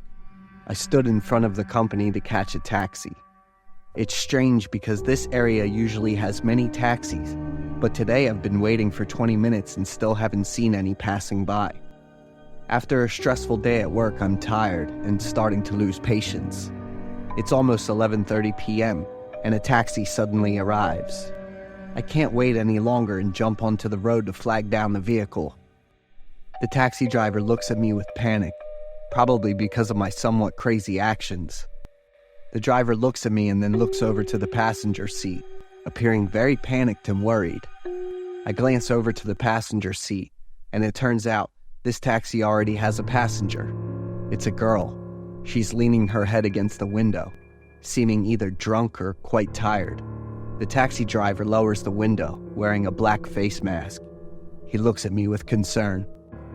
"Sorry, sir, I already have a passenger," he says. I'm too tired to wait for another taxi. I suggest that the driver lets me ride along, and he can drop off the girl first to maintain the order of the taxi call. He looks worriedly at the girl for a long time before turning to me. When I offer to pay double the fare, he reluctantly agrees. Getting into the car, I smell a strong smell of alcohol, so the girl must be drunk. The driver asks for my home address. He says that my house is closer than the girls, so he'll drop me off first. I thank him. Out of appreciation, I engage in conversation and ask for her name, but he doesn't answer. I assume he's tired, so I keep quiet. I'm a bit curious, so I observe the girl. She looks quite young, probably in her early 20s. Her skin is pale, and her long hair covers most of her face. Despite the hot weather, she's wearing a high-neck sweater. The car suddenly brakes hard, and everything lurches forward. The driver says there was a cat crossing the road. I hear the girl's head bump against the car quite hard, but she doesn't react, still deeply asleep. I want to help her sit up straight, but the driver immediately refuses. He uses one hand to awkwardly adjust her sitting position. After a while, I suddenly smell a strong odor. I'm not sure, the smell of alcohol is still very strong. I look out realizing we're almost home, so I proactively pay the taxi fare. When I say I want to pay through the ride-hailing app, the driver immediately refuses, saying I should pay in cash. I don't have enough cash, so I hope he'll pass by the nearest ATM. The driver suddenly shows annoyance, urging me to hurry up. I withdraw money as quickly as possible. When I return to the car, I accidentally catch a glimpse of the girl's pale face sitting in the passenger seat. I freeze for a few seconds, wanting to observe her more closely. Surprisingly, I catch the cold gaze of the driver. I quickly get into the car and pay the taxi fare. The amount I give him is quite large, and I request change, but he refuses, saying he doesn't have any cash here. The more the driver gives me a sense of unease. Finally, I arrive home. It's almost 1 a.m. As I get out of the car before I can close the door, the taxi speeds away. Entering the house, images of that girl and the driver keep appearing in my mind. After showering, I go upstairs and fall asleep immediately. The next day is a day off, and I wake up quite late. I watch the news on TV, and they report a carjacking incident involving a taxi company. The driver of that taxi was repeatedly beaten on the head and died early this morning at the hospital.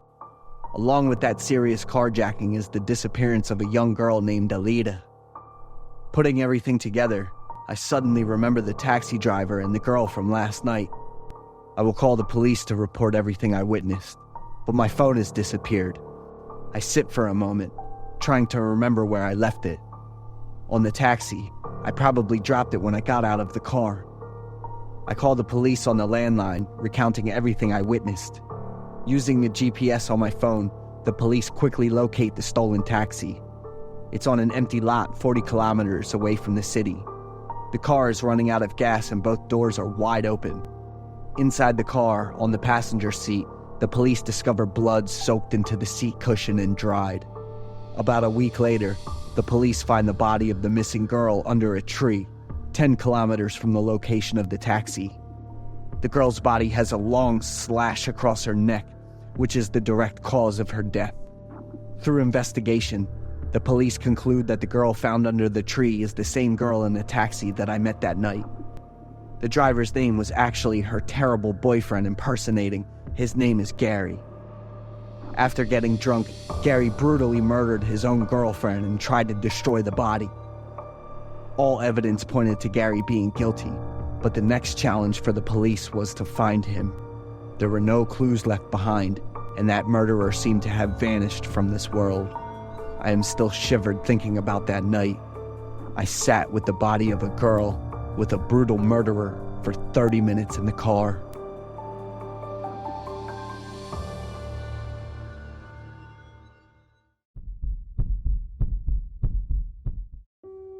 I am Roger, 39 years old.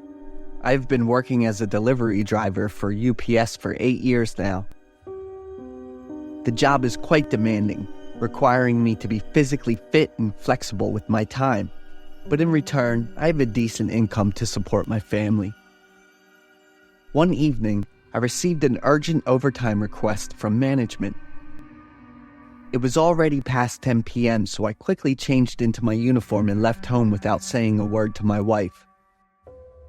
I arrived at the company at 10:30 p.m. where the manager hurriedly called me over, He was Peter, a kind and cheerful manager, 4 years older than me. Peter handed me a delivery order sheet. Peter was wearing a mask, coughing continuously, and his behavior was quite strange.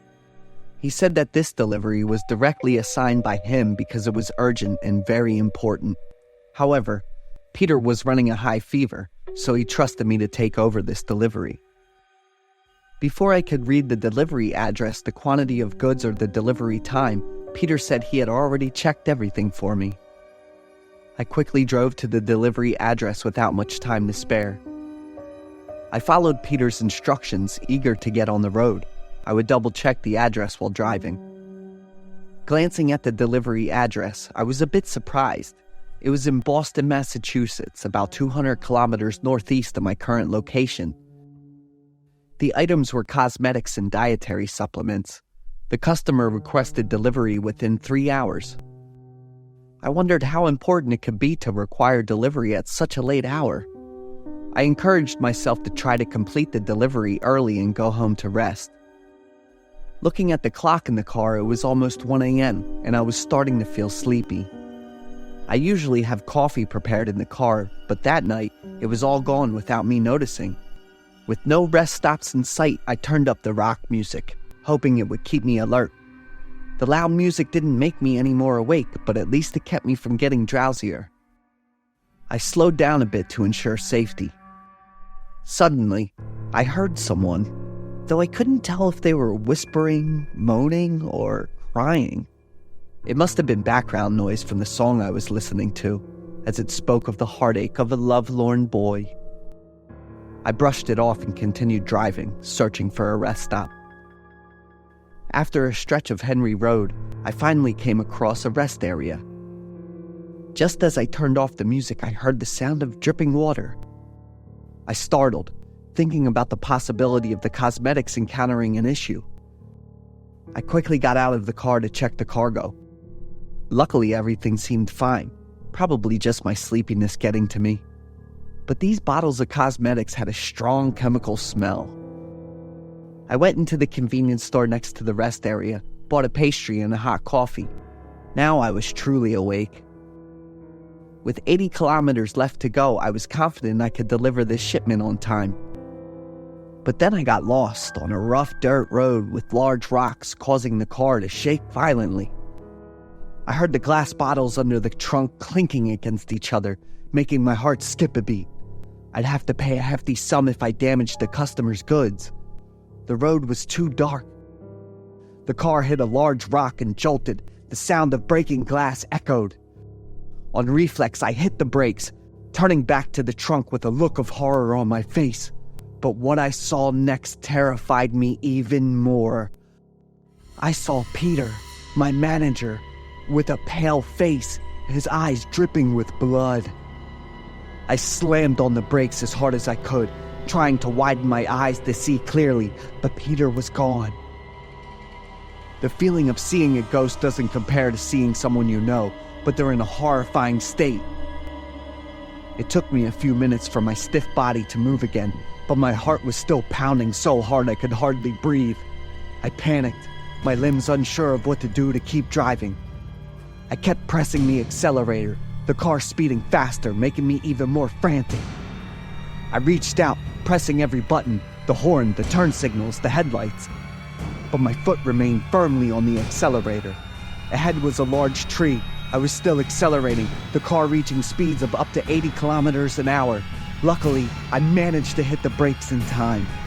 The car screeched to a halt, the entire force thrusting forward, the cargo compartment echoing with the sound of tearing bags and a series of crashes. I knew I had just caused something horrifying. Gripping the steering wheel tightly, I breathed heavily, trying to regain my composure, the strong smell of bleach wafting up from the cargo. I stepped out of the car almost holding my breath, slowly opening the cargo door and shining my flashlight. A mixture of bleach and the metallic smell of blood spilled out from the inside. As I shone the flashlight inside, a man in uniform similar to mine lay amidst numerous bottles and jars, his body covered in blood. As I slowly illuminated the area, I saw blood flowing from his chest, 3 wounds resembling gunshot wounds in the center of his chest. And the most horrifying thing was, he was my manager, Peter. My entire body went limp. I lost the ability to control myself. Even my brain seemed to stop functioning for a few minutes. I don't remember how I managed to return to the driver's seat. It was only after I finished calling the police that I noticed my phone screen was covered in blood and dirt. My hands were scratched, with some fingers even torn with nails. Only then did I feel the pain. When the police arrived, I couldn't remain conscious enough to answer any more of their questions. The horrifying events didn't stop there. My company office was reported to have caught fire that very night. The police suspect that the person I encountered that evening was one of my colleagues at the company pretending to be a manager. He took advantage of my trust, deceived me into taking the body far away, then set fire to destroy all evidence and fled. The police are still searching for the whereabouts of that cold-blooded murderer. I requested a 2-week leave to stabilize my mental state, and afterward, I was promoted to manager by the company. It's been 13 years, but the image of Peter that dark night still haunts me. The killer still hasn't been caught. He could be lurking somewhere, observing my life.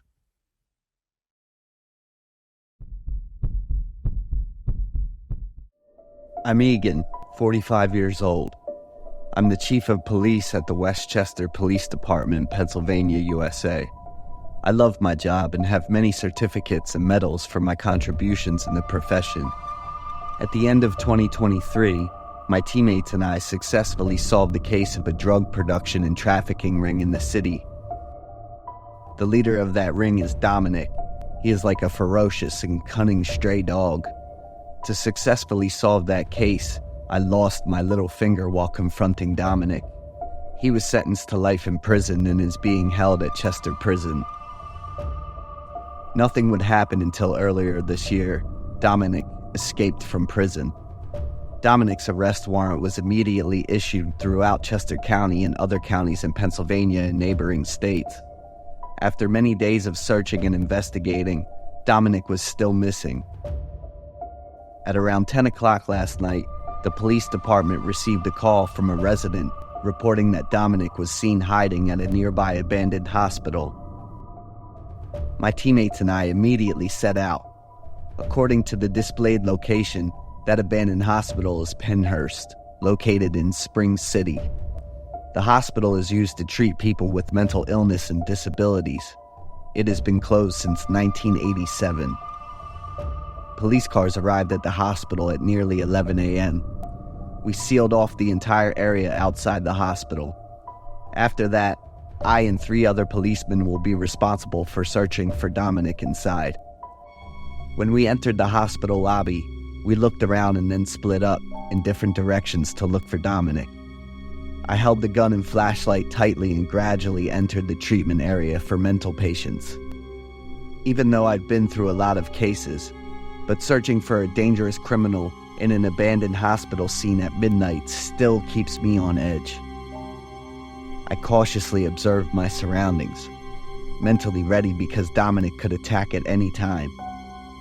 Shining my flashlight into every corner, the cold feeling increased as I went deeper into the hospital. I was about to leave when I looked closely at a hospital room and saw nothing. Suddenly, a breeze blew past my ears, as if someone had run past me. I immediately turned around, one hand holding the gun, the other shining a flashlight, but there was no one. Slowly, I turned around and continued walking, but I was always alert to both sides and behind me. When I got to a larger hospital room, I saw some personal belongings, clothes, and leftover food boxes. Everything has just been used, as the food still shows no signs of spoilage. I confirmed over the radio with all my teammates inside and outside the hospital. There are people living in this abandoned hospital. It is highly likely that it is Dominic. Quickly, search and arrest. As I finished speaking, crazy laughter rang out outside the hospital hallway. The laughter was very loud and echoed in the dark and cold space. I quickly ran out into the hallway, holding my gun firmly and ready to pull the trigger at any moment. But strangely, there was no one there. Maybe he can turn invisible or evaporate, I thought to myself. The horror happened again. Behind me, in front of my eyes, on both sides of me, there appeared a lot of uncontrolled laughter, screams, fast-running footsteps, and the sound of wheels. It was like someone was pushing stretchers through the hallways. I was motionless for a moment, trying to reshape everything. I've heard many rumors about the horror of this hospital. What I could do at that moment was stay calm and continue looking for Dominic. As soon as I turned around, I shined my flashlight into a room on the right and was about to enter. Standing close in front of me was a strange woman. Eyes wide open, mouth wide open, neck twisted to one side. I was startled and screamed loudly, immediately stepped back and dropped the flashlight. It took a few seconds for me to calm down, pick up the flashlight and look into the room. That girl has disappeared. Suddenly, a man's panicked scream rang out loudly. The screams were menacing but full of fear. I'm sure it's Dominic's voice. I ran quickly into the hallway to locate the scream and began searching. Dominic's screams became clearer and closer each time, but there began to be weakness and despair. I ran into room 1313. The first thing I felt was the smell of blood. Looking around with the flashlight, I was startled to see Dominic's body on an old hospital bed with 2 broken legs. His body was still hot, his hand clutching a sharp knife stabbed deep into his chest. Blood continued to flow from the wound. Next to the hospital bed, there are still some medical equipment from ancient times. On the bed is a wristband with the words Lanny written on it. Could this be the name of the patient in this room? Could this be the girl I saw earlier? 3 of my teammates also ran over and were shocked to witness the scene before their eyes. Dominic's body was examined and determined to have died by suicide. There were no signs of any attack, so the case is over. But my 3 teammates and I still don't believe that Dominic committed suicide. Could it be that Dominic did something to make the soul of a woman named Lanny angry?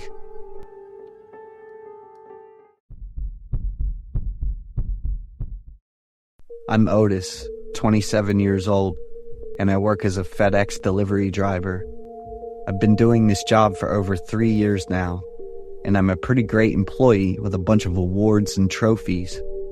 I'm aiming to buy a comfortable apartment by the end of this year, so I try to spend as much time as I can working during the day. Living in a crowded area where online shopping is getting more and more popular, I have a pretty good and steady income. My goal of having my own place isn't too far off. Every day I start work at 8 a.m. and finish around 10 or 11 p.m., depending on how many orders I have. I go with a motorbike for convenience and speed. At 8 p.m. that night, I got an order for an apartment complex. I stood in front of the apartment door listed on the address and knocked. A girl who looked a bit overweight opened the door. I handed her the package and asked for her signature to confirm. Selena. I automatically muttered the customer's name to myself like that. After finishing up, I quickly left since I had a bunch of other orders to take care of. The next day, right at 8 p.m., I got another order to deliver to Selena's address. It wouldn't have been a big deal if the following week had been the same address and time. Will you be my boyfriend? Selena was wearing bright clothes and had on pretty makeup. Unlike before, when she would just stand behind the door a bit shyly, this time Selena stepped out and stood right in front of me. I flat out refused Selena and even said some rude things about her appearance. I don't like people who are overweight. My words left Selena looking shocked, and she went back inside the house. I kept working and got home around 10 p.m. The phone rang with a text or something. I was shocked when I saw the notice from the company about revoking some benefits and possibly considering firing me. What the hell? I was even more shocked and upset when I read the reason the company gave for that decision. It was Selena. She had filed a complaint saying I sexually harassed her multiple times while delivering her packages. I was so angry that I cursed. I couldn't just let this go because I really needed this job. The next morning I went to Selena's apartment to apologize and try to make things right. If you keep delivering my packages, you'll have to follow my requests each time. Selena made a proposal and I agreed to it. She withdrew her complaint and I went back to work. It was still the same time, 8 p.m., and I'd deliver the packages to Selena's house.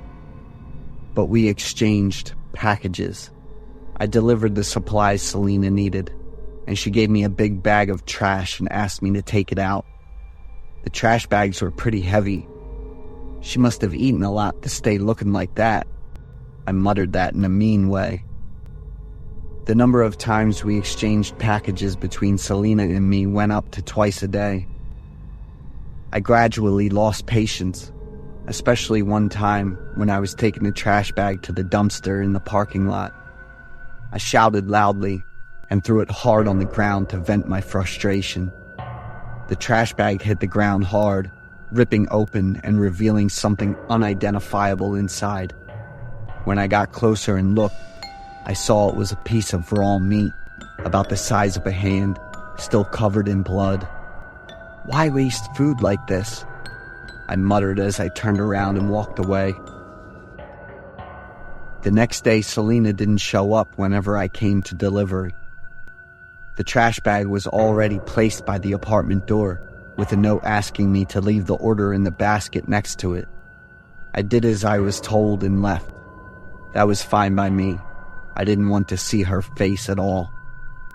One day, after finishing work early, I made plans to have dinner with Finn, my long-lost friend.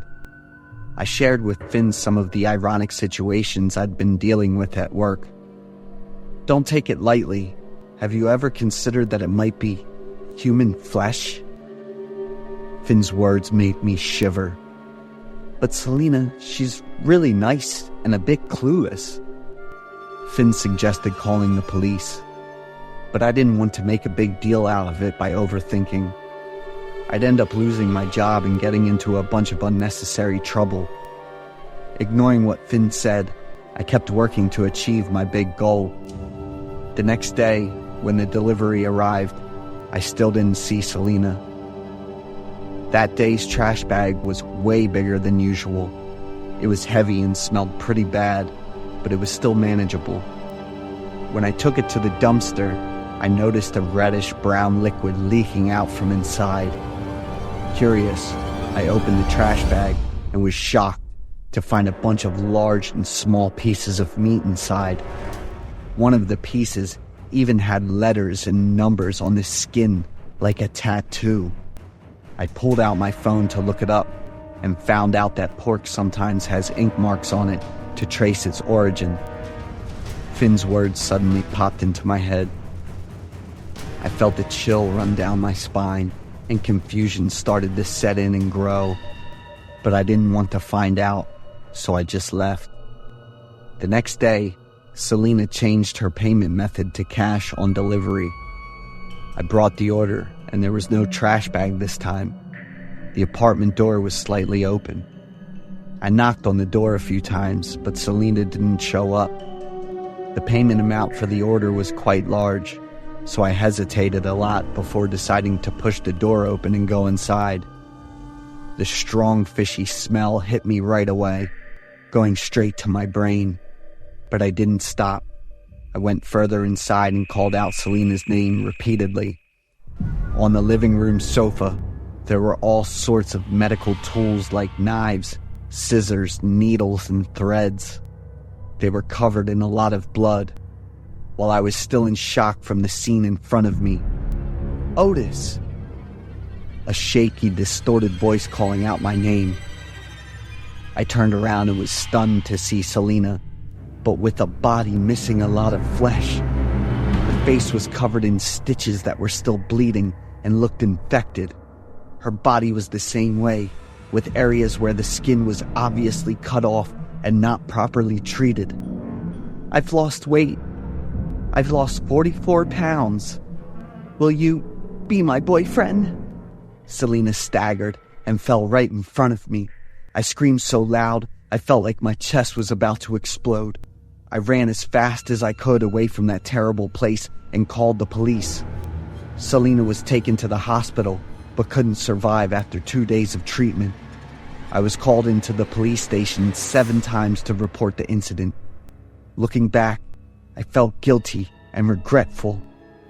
Because my careless words, Selena was seriously affected, leading to that tragic incident.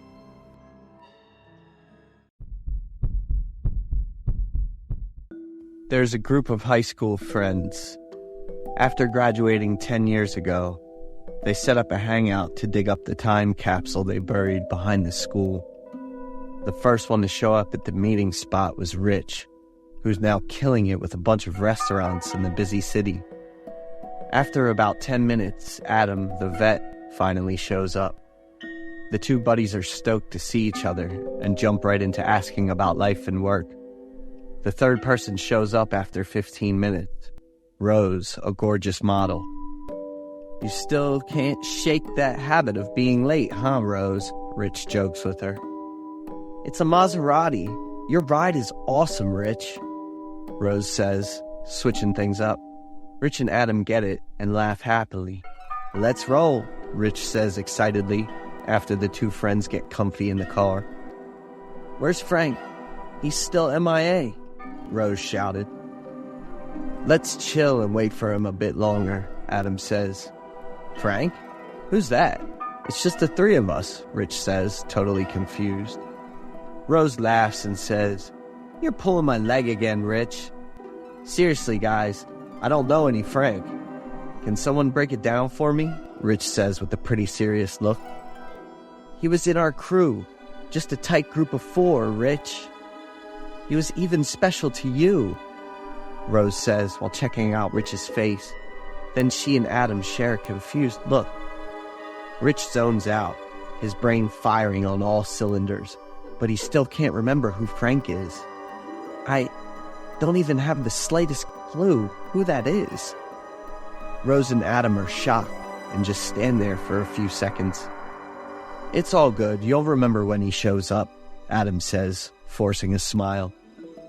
The vibe in the car gets super quiet and awkward. Almost 30 minutes go by. It is nearly noon, and Frank still isn't here. Rich is starting to lose his cool. Does anyone have Frank's number? Call him and tell him to hurry up. You got it, Adam? Rose asks quietly, turning to him. Adam shakes his head, giving her an unsure look. Are we actually waiting for another person, or are you guys just messing with me? Rich says, a bit annoyed. Let's grab some food first. I'm kinda hungry. How about you, Adam? Oh, I want to grab something to eat too. So the three friends hit up the closest restaurant and have a great lunch. By the afternoon, Frank still hasn't shown up, and Rich totally loses his patience, so he just drives off from the meeting spot. They drive back to the high school together, and it takes about 40 minutes. When they get to the school, they don't rush to dig up the box. Instead, they stroll around. The group of friends snap some old school pics, and the joy of reliving their youth has all three of them hugging it out. When they finally get to the main stuff, they can't remember exactly where they buried the box, so they end up searching for an hour. Finally, after 10 years of hiding it, they find the treasure, and it is almost dark out. The group use their phone flashlights to light it up and start checking out each keepsake. First up are the drawings and test papers with an F on them. Notably, besides the keepsakes with the three of their names, there is always a fourth one with Frank's name on it. Rose and Adam laugh happily, while Rich looks confused and a bit suspicious, like he is starting to remember something. At the bottom of the box are 4 letters they wrote to themselves 10 years later. Rose opens Frank's letter and reads it aloud. "Hey, my friends. It's awesome you guys show up. I don't feel lonely anymore. You guys are gonna stick with me forever." Rose's voice gets quieter and shaky, and Adam and Rich look confused too. "There's still something down there," Adam says, pointing down and whispering. Rich quickly digs through a thin layer of dirt, and the top half of a skull pops up. Rich doesn't stop and just kept digging like crazy. Meanwhile, Rose and Adam cling to each other and back away from the hole. The top half of the skeleton has a red shirt with the name Frank stitched on it. Rose and Adam freak out and bolt. Rich is still sitting there, just staring at the skeleton. He remembers that 10 years ago, Rich actually killed Frank with a pen just over some random jokes.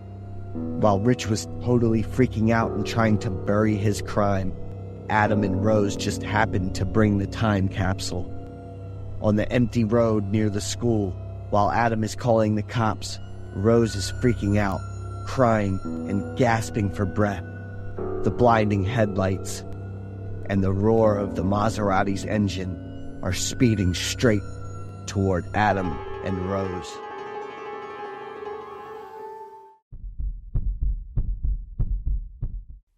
"Joey, do you think I've put on weight again?" "Nah, babe, you always look amazing." I usually get asked about my wife's looks at least 10 times. She's super picky about taking care of her body. Back in high school, my wife asked her dad if she could put her graduation pic up in the living room. "That pimpled up skin is gonna freak out everyone who comes to our place, honey." I get why she's so hung up on her looks. My wife doesn't work. Her job is picking out a good spa, booking skincare appointments, and figuring out what foods are good for her figure. I'm cool with that. I've got her back, and my money covers everything she needs. But there's one thing that's always bugged me, and I still haven't figured it out. My wife isn't planning on having kids, even though we've been married for almost 6 years. I've tried to convince her a bunch of times, even promised to cover the latest treatments to help her get back in shape. One time I brought her to a company party with me. Hearing my coworkers say I've got a wife who looks like a Disney princess made me feel pretty proud. I could tell how happy and proud my wife was, too. "You're so lucky, Joey. I'm seriously jealous." That coworker's joke kind of turned into a death sentence for my marriage. Since then, whether it's a big party or just meeting clients, my wife insisted on tagging along. She bought a ton of dresses and makeup to get ready for those occasions. "You should totally feel lucky to be married to me, Joey." My wife was fixing her dress while saying that line I know by heart, like word for word and everything. At another company party, my wife was just laughing away at all the compliments. "Joey, what do you think when she said I look like Princess Fiona and you're like Shrek?" My wife turned to ask in this kind of condescending tone after chatting with my coworker. "We're equals, remember that?" I was super annoyed because I always felt put down, so I snapped back. After that party, my wife didn't talk to me for a few days. To chill things out at home, I stepped up to make peace. There's nothing to brag about when you're competing with your own wife. Luxury bags, roses, cakes, and nice bottles of wine. There was a simple spread in quantity, but definitely not in quality. We clinked our glasses, and then I don't remember a thing after that. When I woke up, I found my arms and legs all tied up, and my body stuck to the bed with a ton of tape. "Pamela, what does this mean?" My wife was lying next to me, whispering in my ear. "Babe, I'm sorry for saying those mean things. I'll make it up to you." She held up a glass bottle with clear liquid at my eye level, and the label had a picture of a corroded hand on it. "No, Pamela, please," I yelled when I saw my wife slowly tipping the bottle of that crazy liquid. "Just a little, don't freak out." Her creepy laugh filled the air as she dumped the liquid right in my face. I screamed, feeling like a million ants were all stinging me at once. I felt my lips bubbling, my eye goo oozing out, and my skin melting like melted cheese. My wife's creepy laugh was still ringing in my ears. Later, I saw the photos she posted on social media, and my friends were all laughing because they thought I was wearing a mask. I have no idea how I got away, or if my wife even untied me. I was feeling around on the floor, with most of my vision gone. I quickly found the bathroom after I figured out the layout of the room. The cold water came pouring in, and it helped ease my pain a bit. But then someone snatched the shower head right out of my hand. That same crazy, twisted laugh and the non-stop clicking of the camera drove me absolutely nuts. I just rushed over, grabbed the phone, and smacked Pamela's chest. I bolted out of the bedroom, trying to dial 911 while my eyes were about to pop out and my lips were still bubbling and sizzling. I got hit in the back by something hard, so I turned around to fight back after I shoved my wife away. A few seconds later, I heard her scream, "My skin!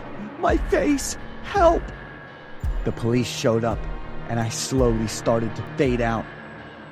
I woke up in the hospital with my face all bandaged up, and it took almost a month before I could see a little light.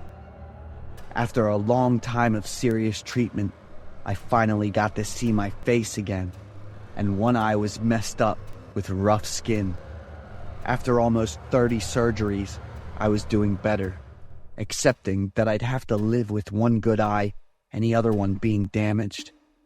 I saw a pic of my ex-wife with a long, crooked nose, and I found out her fellow inmates called her the long-nosed witch.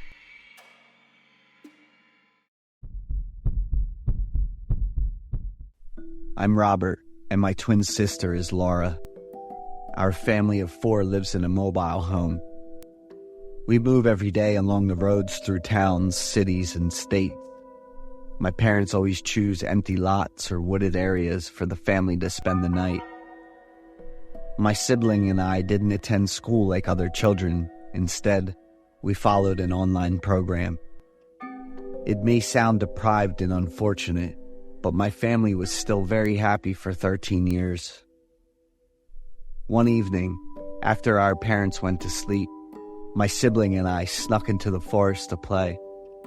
Because we spent 90% of our time in the van, we were very curious about everything around us.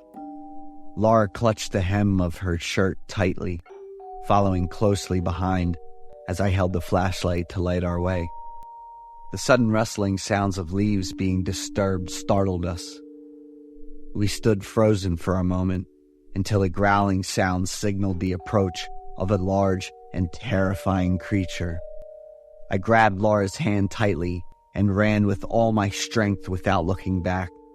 Miraculously, my sister and I made it back into the house safely without our parents noticing. We absolutely kept that secret from our parents. The mobile life of the family continued as usual. One day, I told my parents during dinner that I wanted to settle down somewhere. I want to go to school, have more friends, and sleep on a big bed in my own room. My parents looked at me silent for a long time. Do you still remember what happened when the two of you were just 4 years old? Mom asked gently. We don't want that to happen again. We won't be able to live if we lose you two. When my twin sister and I were 4 years old, while the family stopped to play at a park, we almost got kidnapped by a man. Since that incident, our parents have been more vigilant about us, and rules were established for us. Laura didn't say anything, although I knew she also shared the same desire as I did. I remained silent, although I was not satisfied or comfortable. Several months passed with our mobile life until my sibling and I were about to celebrate our 15th birthday. That day, my parents parked the car in an empty lot and instructed my sibling and me to stay put in the car until they returned. Laura tidied up the car to decorate for the birthday, while I lounged on the bed with my gaming console. A moment later, Laura called me urgently. "Robert, come here quickly!" Laura was sitting next to an old box with some papers in her hands. The box was something my dad used to prop up the driver's seat every day, and I thought the papers were just some kind of advertisements. But Laura handed them to me with a very serious expression. That was our birth certificate, but our parents' names were Owen Taylor and Anna Taylor, while our current parents are Maria and Louis. There were also a few old newspapers. June 13, 2000. A case of 2 missing twin children under 6 months old received significant attention. November 20th, 2000. The mother of the 2 children, after months of desperately searching for her kids, went insane. The father did not give up. He was willing to pay any price and do whatever it took to find his children. April 4th, 2004. The father, after many years of searching, accidentally encountered the 2 children in a park. With the identifying features, he was certain they were his 2 children. However, the kidnappers attacked him and took them away. Once again, the man fell into despair as he lost his children for the second time. There is a hand-drawn sketch of the 2 kidnappers in the article, and it's shocking how much it resembles our current parents by about 70%. An article also included a letter that the father wrote to his 2 children. "Dear Robert and Laura, my beloved children, I don't know where you are right now, but remember that your parents always love you. I will try to find you and bring you back, so please stay healthy." I looked at Laura. Her eyes were red and her body trembled from shock. I didn't think much, grabbing Laura's hand, and ran out of the car, running fast and far to a police station to ask for help. We were kept at the police station for our safety. Laura couldn't stop crying. I knew she was very scared. That very night, a man came to the police station.